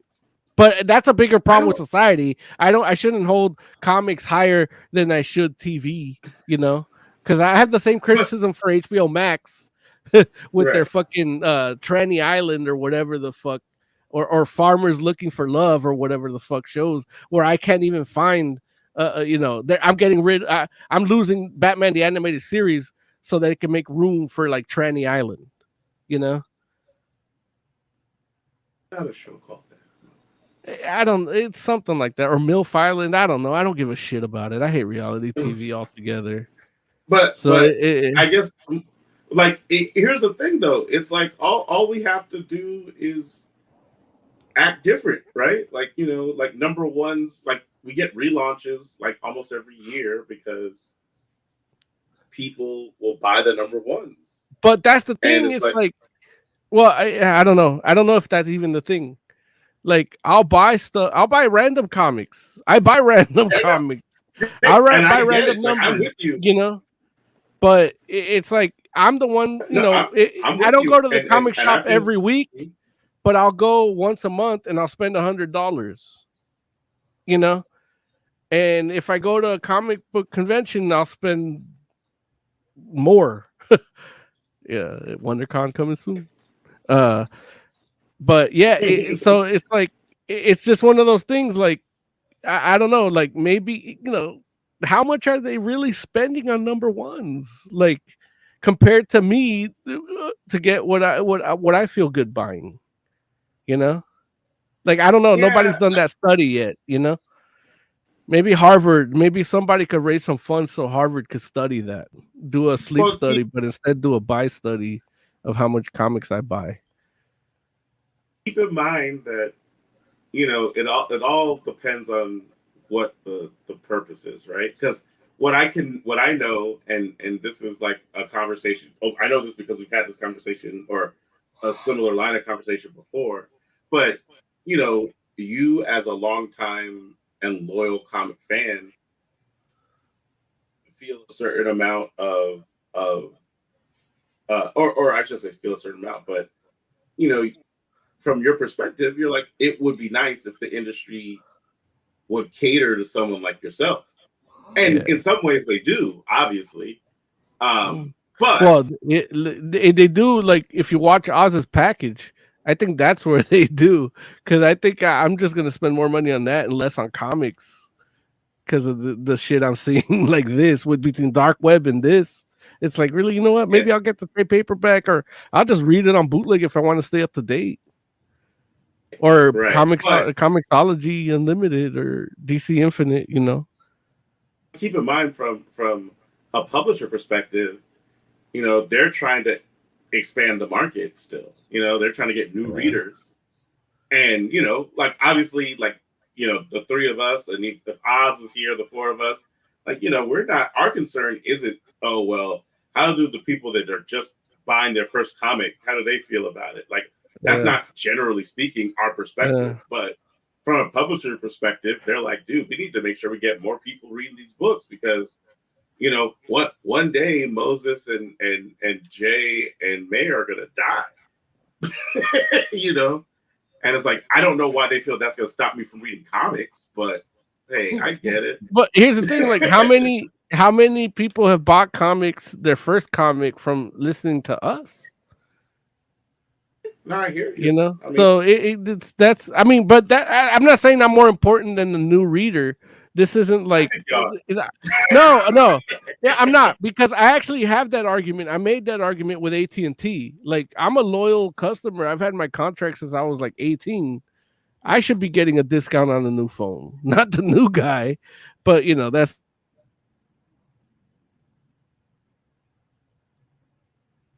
Did he freeze on your end too? Did. I thought it was me. But no. I'm glad you said something, because I was like, oh, but they're all like, I thought you both were frozen, so I'm like, oh, it's me, I'm frozen. But you said something. I'm like, oh, shit, Jay moved. I was like, oh, shit. No. Oh, yeah. Man, that sucks. He was making a good point. I wanted to hear the end of it. Well, Joe's like, if you say so. Yeah. What else you got to say about? The Black Widow was by Kelly Thompson. Yes. Yeah. Yeah, no, it's a good book. It's a good book. I haven't finished the whole series, but what I did read, I enjoyed. Wait, why haven't you finished? Oh, wait. Right, I didn't care about the whole series. I just read the first 5 issues. I was like, why didn't you, like, it's 5 issues. Why didn't you, like, wait a minute, no. It's just 5 issues that I give a fuck about. Yeah. But no, it's a good book. And yeah, like, I mean, I was just in it for arcade, but it did end up being pretty good. Mm-hmm. Yeah. So, and I'm with you in the sense that I like what they did with this story, but the potential for the next story does feel like, oh yeah, like that could be more interesting than what we just saw, but not in a way where I'm like, oh, I didn't like what I just read. It was just more like, oh, they're like, that feels like the stakes are up. You know what I'm saying? Like, well, yes and no. Like, I know the writer mentions it in the back of the book. Like, one of the reasons why they went with a Muderworld for normal people is that when you see like the big names on the cover, you already know they're not going to die. And so using regular people has stakes. So if Natasha's in it, I know she's not going to die. mm-hmm. But seeing what happens around her and how she deals with what's happening around her is the interesting part to me. But right. I know she's safe. Well, but she might come out different. Maybe she's like new Nick Fury, loses an eye or something.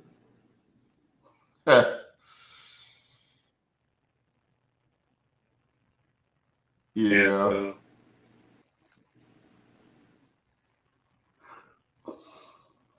it's like we got Moses back. Oh, well, let's see. Maybe, maybe not. No, no, can you hear us? Oh, I guess he doesn't want to be on. I don't know. No, he's not ready. Oh, he's not ready. But Okay. yeah, so yeah, I am looking like I really do hope they continue this.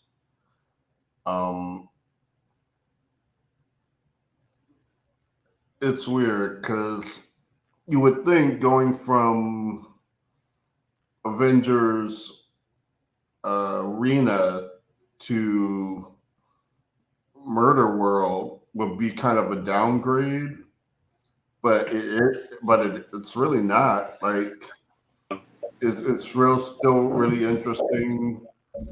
Um, and they do have a lot more freedom, and I think it's not just that, but it's also a thing where they are good at telling you why the people are there, or why the person that you focus on is there, and it does make you like give a shit about them. Like I know an old girl, I can't remember her name. Like it was like a cool ass name, but when she got Ian. her heart cut off, I was devastated. Like man, like what? I I was really rooting for her. Like that messed me up a little bit. Yeah. No, I agree. I agree. And it was just like a good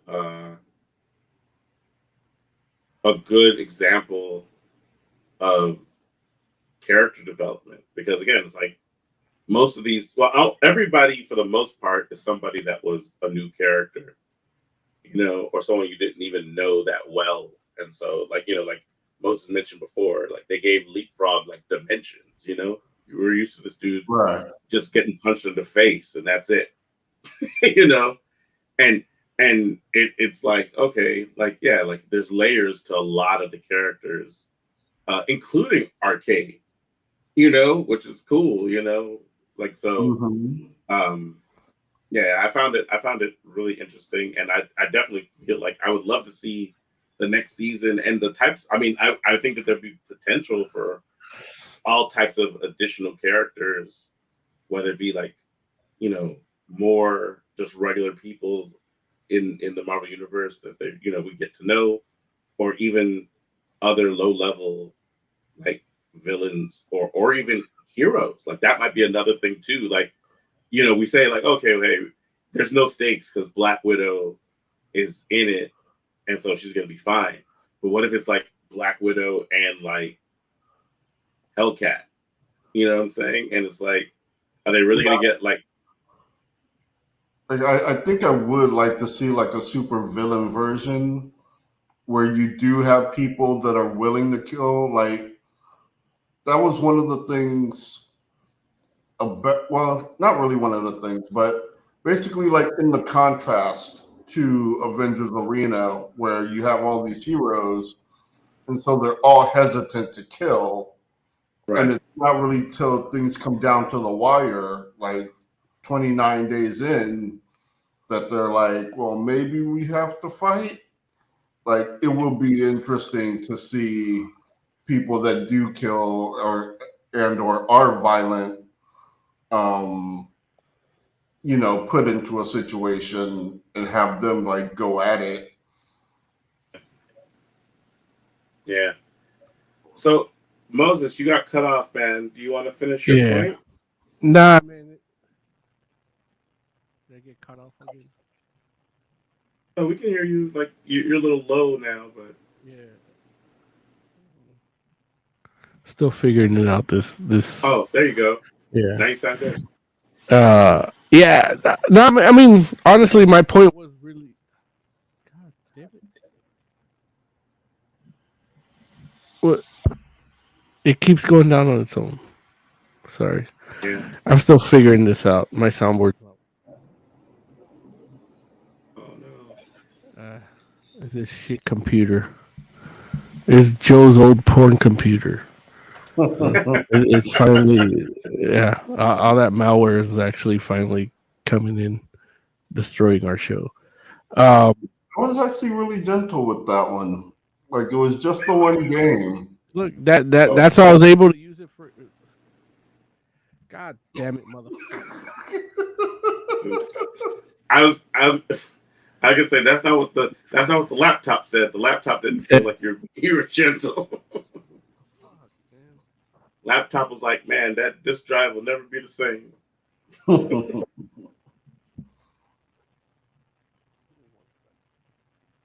So while he figures that out, you have anything else to say about Murder World? I don't know what I do. I think, yeah. No, I don't think I do. Go ahead, Mo. Or would you say one moment?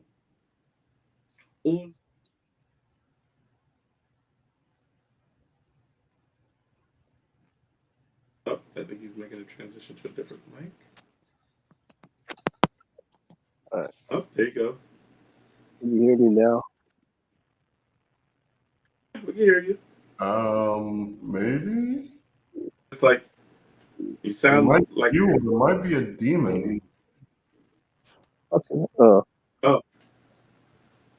like a water demon. Is that what I sound like a water demon? Yes. Yeah, that's because I'm using these $3 headset that surprisingly has been reliable for the last 2 years, 3 years. But I don't use them as a microphone.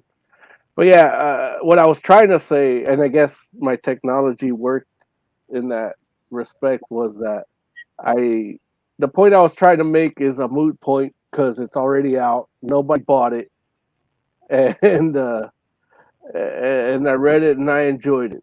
Like it gave me a story that is like, I watched Squid Games. I didn't finish it. I'm like, I don't really care about what happens to these people. They're Korean. Like, it's not that they're Korean, but it's like, yeah, but it's like, what? They're not going to, like, they're not giving up a great country to, a great life to be in the Squid Game. You know what I mean? But these the people here are like, man, one of them was Leapfrog.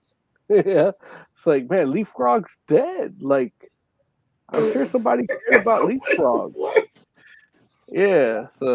But yeah, ultimately, like, Sure, I mean, if I was North to, Korea could be cool. no, I can't. There's a class system that's not even like based on anything substantial. So it's almost like here, only we call it social security number. Like, we still get a credit score. You could be a shit person and still have a good credit score here.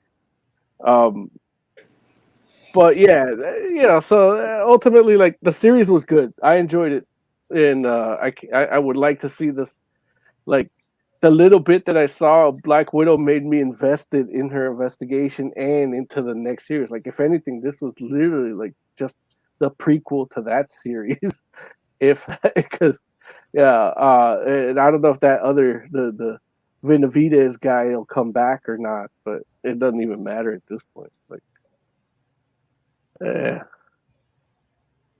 I hate this headset show. Well, listen, it'll work for the we're wrapping up. So no, but I can't hear you like how I want to hear you. Yeah, gotcha. Like, there's no way to run a show. Indeed. Well, let's rate Murder World. So, Jay, what would you rate it? I would give it a 5. Despite having some issues with the art, I think the story more than makes up for it. So yeah, I'm gonna give it a 5. Okay, there you go. Most Magnum, what would you rate Murder World? I'd give it a 4 because the art I did have some drop offs and some high points and low points, and they were noticeable. But again, it was enjoyable. I wish Chris Sotomayor would have colored all of it, because that, like, that splash page like made me really enjoy the book. Like even we talk about these characters that you don't give a fuck about, that you don't know, but you do care about them. The first one was the one I gave the least fuck about, and then he turned out to be a mutant, and I'm like, Krakoa ain't doing nothing about this. What the fuck? Like that, it made me care about him just as a mutant. And how she used Cerebro and everything. That's just good writing. That's good integration to the main universe. Like I wish Dark Web would have done that. Yeah. Well, actually, I wish Dark Web never existed, um, but but if they could have done something like that, and I think they actually used Cerebro in it, but not like this. Yeah. So yeah, there's definitely 4 out of 5. Right. I'd give it 4.5 out of 5. I liked it. Yeah, I think my only issue was just it didn't have a consistent artist from issue to issue, and so, yeah, that would have been that's pretty much the only knock against it. But story wise and everything else, I really enjoyed it. So, and yeah, I just like to see Arcade in a scenario that makes sense for him. So, yeah, 4.5. All right. Yeah, it looks like we do have a caller. Caller, hello. tell people who you are, where you're calling from, and what you're talking about. That's a beautiful book there. Hello? It's incredible looking. My name is Derek H. I'm experiencing FOMO and NoHo, and I'm here to talk about a couple things. First of all, Korea is a beautiful country. South Korea is an incredible country. It's the entertainment mecca of the world. It's a shining it's a shining light of democracy in Southeast Asia, and it's our only true ally in that part of the world. I Where's my love lighter? I'm gonna burn this book up right now. And their DMZ is like pretty awesome. Yeah, and their most beautiful city, biggest city, Seoul, is literally across the street from their most hated enemy. I watched a couple of TV shows back in my heyday Yeah. Look, from try South to get a Korea. tattoo in Korea. All right. South Korea and North Korea truly hate each other. Like they do not like each other.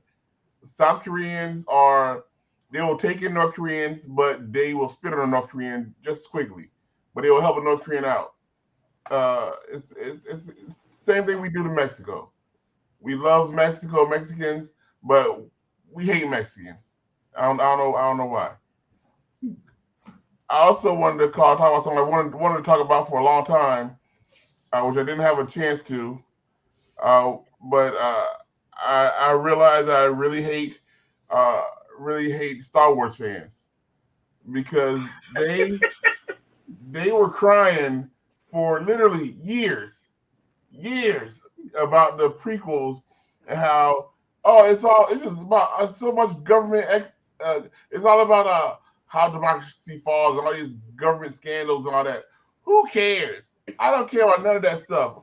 All these boring backstories about how the empire grew up. I don't care about none of that. I want to see Jedi's fighting stuff. And then Andor comes along and people are drinking off all over this thing. Oh, Andor is incredible. This is how Star Wars should have been. Like, motherfucker, it was like that. There's 3 movies just like that. And now you guys are crying. Now you guys are saying, oh, this is what we wanted. There are whole episodes where it's just a guy walking, like going in and screwing a bolt into who knows, some kind of piece of machinery. Whole episodes like that. Whole episodes like that. They have another guy who gets yelled at by his mom. Anakin's such a wimp because Anakin got shot down by a girl. Anakin got shot down by Amidala, and he's just a little punk. He's a little crybaby, a wimp, a whiner. There's a whole episode, 3-4 episodes about a guy getting yelled at by his mom who falls in love with a girl who doesn't even know his name. That's and the show's incredible. I see myself in the show. Of course, you see yourself in the show. You dumb Star Wars nerd. Of course, you see yourself in the show because that's you. But show, give them Revenge of the Sith and watch them cry. Watch them. Oh, that's not what I wanted. Yeah. If I want to go to a Star Wars convention, if they still have Star Wars conventions, I would go to one just so I could pee all over over somebody. Random, anybody. I just pee on them. I said, "This is what you deserve. People. This is what you deserve." I hope I COVID pee. I want to pee COVID on them. What? Why do you have COVID pee? Because they ruined Star Wars. We could have had. I just watched the latest episode of The Mandalorian. It's very good, incredible. We could have had more of that, but no, we can't. Because we're getting it now. They're crying about it. We're getting it now, which I hated. I want You're more. Getting it now. You could have had your Andors back when they were making them. They make $300 million movies about that stuff. And now you guys made George Lucas. They made George Lucas sell the company to a giant mouse. They cried so much about that. So I don't care what they got to say no more. Well, look, George Lucas sold it because he thought he was dying in 2012, and he trying to get a spaceship out of orbit to not be here after 2012. That's why he sold it. He needed enough money to build that. Jeff Bezos. I don't see him launching. No. There's look, research it, look it up. This fool had escape pods because he thought the world was ending in 2012. He's on SpaceX. Look it up. Okay. Look it up. Okay, I don't believe you, but okay, I'll listen to you. Yeah. Look, I had faith in you. You have faith in me. What do you think about it? Give me a review. I'm enjoying it. I mean, I enjoyed it on Inkshares, but I haven't finished yet. But I the journey again. Huh? Go ahead. No, what are you gonna say, Larry? I was gonna say he can't give you a full review, Derek, because we're gonna review it on the show. Yeah, we're gonna do a whole special around it. Oh, thank you very much. Everybody, we're talking about ordered here. It is my new book that's currently out, available on. Joe's here. Derek, you owe Jay an apology, man. Well, I don't see Joe lifting nothing up. Look, last week you said Jay didn't buy it. He's not even here. All this bullshit. Exactly. Jay had bought it as soon as he got the notification it was out on Kindle. Oh, you did, Jay? Yeah, you did. Kindle. I watched the show. You watched the show? What the heck? What? Yeah, when I leave, the next day I'll watch the show for the parts that I wasn't on. And once I heard you say it was available, I went out and bought it. Not went out, but I went on my phone and bought it. And what do you think about it? What do you think about it, Jay? Oh, I didn't read it. I'm not planning to read it. It's like a roller coaster with you. It's like I'm at the top of a roller coaster, and then as soon as you start talking, I'm at the bottom. I kind of thought we should have a little quid pro quo because here I am supporting you, buying your book for money, and you have yet to stream my album, which you can do for free on most music platforms. You never even said a single word about an album. All of a sudden, you got an album. Right. I'm sorry. Wait, is it? You use your ears to listen to it? Do I use my ears? Because I don't use my ears to listen to stuff.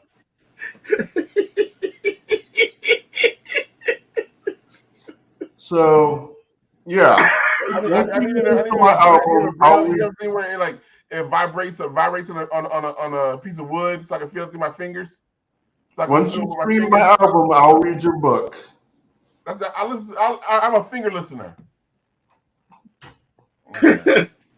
I actually ordered my copy as well today, Derek. Oh, thank you very much. Thank you too, Mary Young. There is a shortage.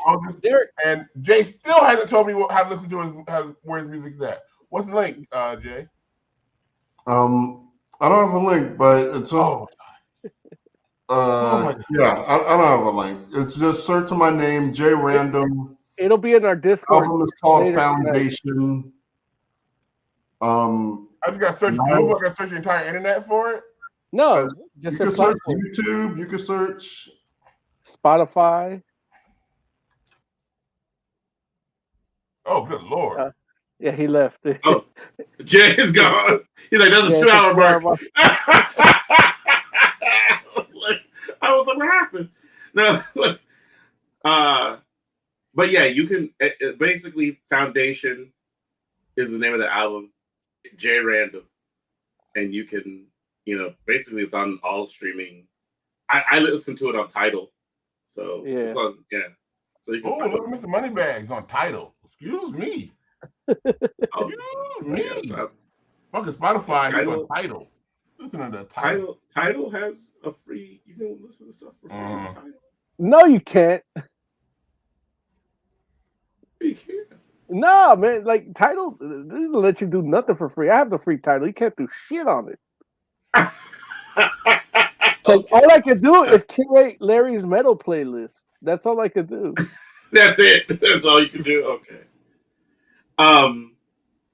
But yeah, I'm hoping the book comes sooner than later. Like they gave me a crazy. There is a shortage, so like I think it might have been either sold out, but they don't want to say sold out, so they got to print more because like my first copy came in within a few days.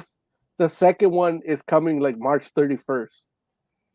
Oh jeez, I got a better date than that, but still, it was like I was expecting it to come in like 2 or 3 days, but it's probably not gonna come until like next week. So I'm like, oh, it'll be there. It's okay. It was not there. It was not there. I'll come over and I'll tell you the story myself. Thanks, Derek. I appreciate it. But yeah, to answer your question, like I can't give you the full review because we are planning to do that as a show. But I mean, I've been enjoying it. I read it on Inkshares, so I know what I'm getting, and I'm going through the journey again, and it's not like a tedious journey. I'm enjoying it all over again. It's a very fast-moving story, I believe. If anything, that's to its detriment, but I appreciate it. But people like the little foreplay and all that. Like, here's the thing: when I was writing it, I'll tell you guys this as a little preview of my AMA. Ask Me Anything. When I was writing it, it was I was enjoying it while I was writing it, but I don't know if you guys noticed, but I get a little impatient at times with stories. Yeah. So I'm like, I was at like chapter 2, and I was like, where's the ship at? I gotta get to the ship. The ship's taking me too long. It's too much setup. And so I started moving stuff along more and more. Yeah. I could have spread. I was like, usually this thing would be spread out. This would be like there are science fiction writers that can stretch your story out to 5-6 books. Yeah, look, you want to meet the ship to the last line of the last chapter. Oh, and the beautiful woman walks through the door dressed in white, her long red hair flowing in the non-existent breeze. It would have been, but no, I was at like I said, third chapter. I was like, I gotta get stuff moving, and so and that's what I appreciated. You get to the conflict quicker. I remember watching Game of Thrones episode 1, and there's a scene where he has to decapitate the one dude that Ned Stark has to decapitate the dude that came back because he's becoming a White Walker, and that scene in the book is 14 pages. 7 of those pages are describing the sword, the origin of the sword. And look, I like that. I'll take that as a back matter thing, as an appendices. But look, cut this motherfucker's head off already. Like, you're describing the sword. He's going to infect your whole kingdom. So I appreciate that. But I'm also a lower common denominator when it comes to science fiction. Because as much as I shit on the mongoloids, I'm still one of the morons.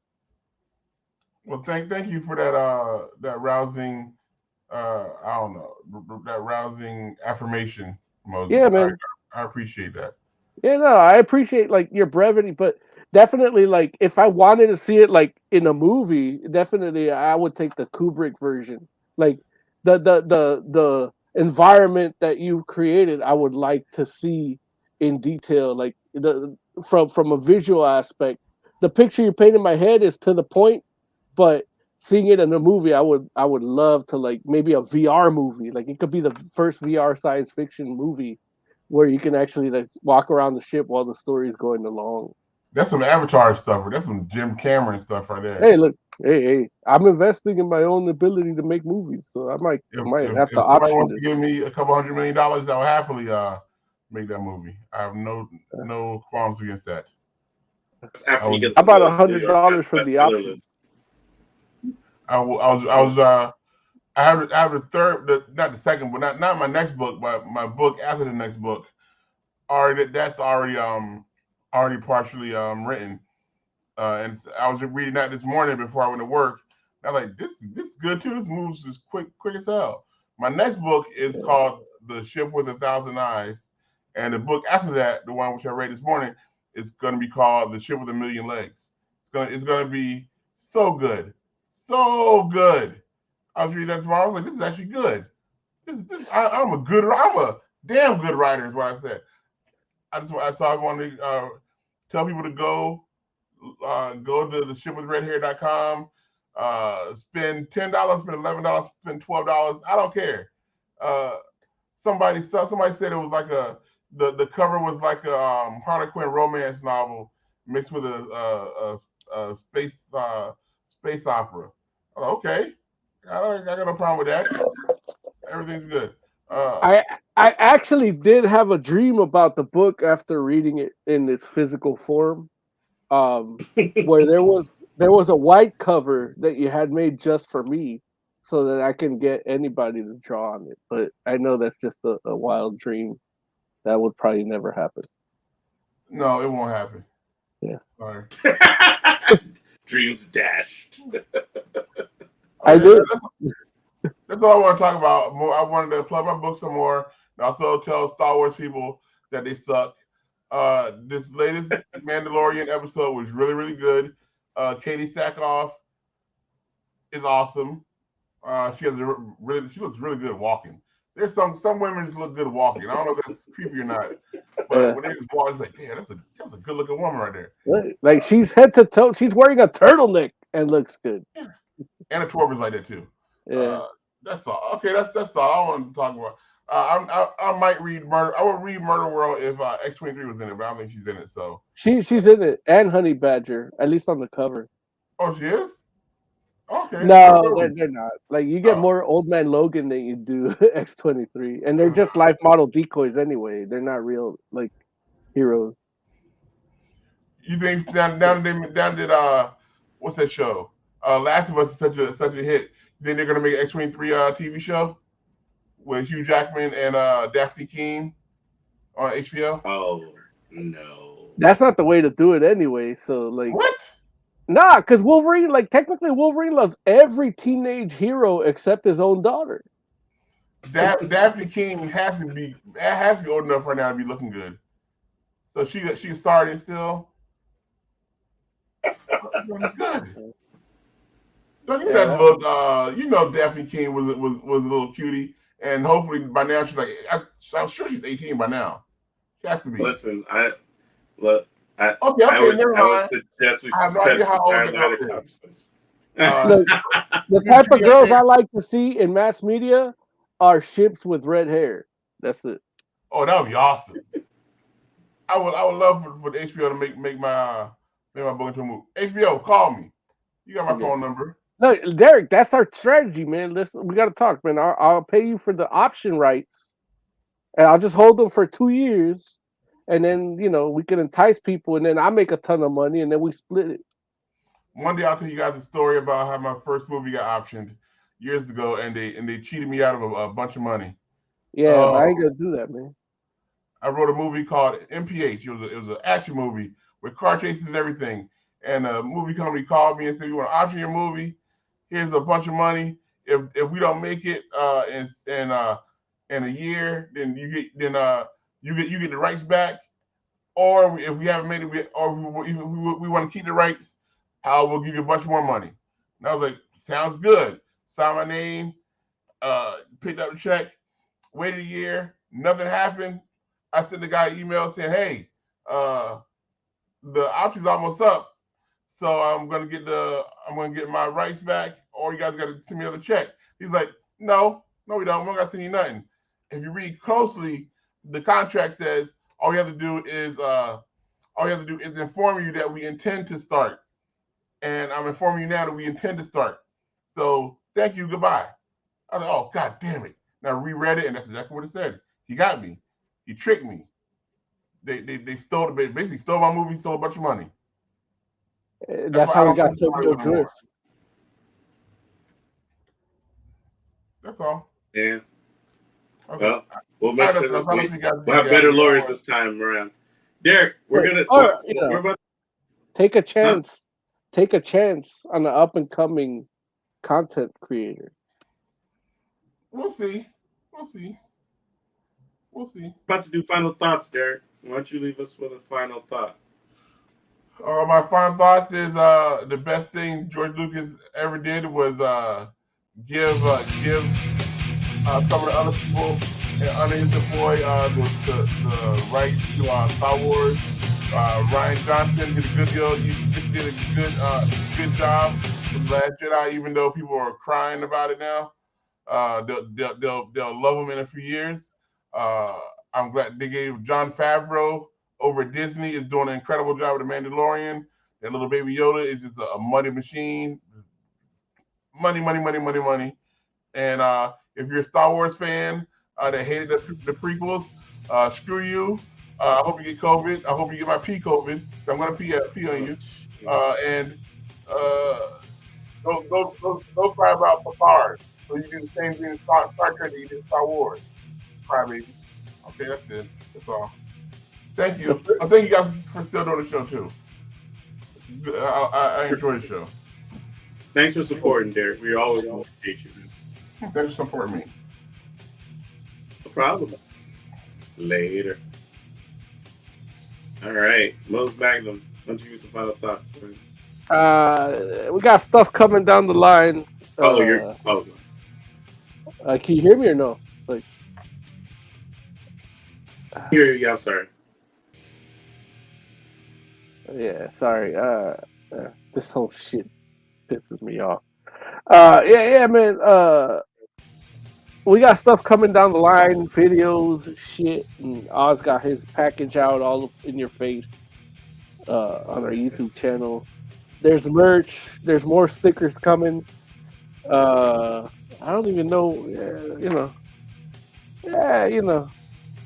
We do our thing, and if you like it, you like it, and if you don't, then still hit the like anyway. Like, what's sort off of your sack, right? Like, just hit the like button.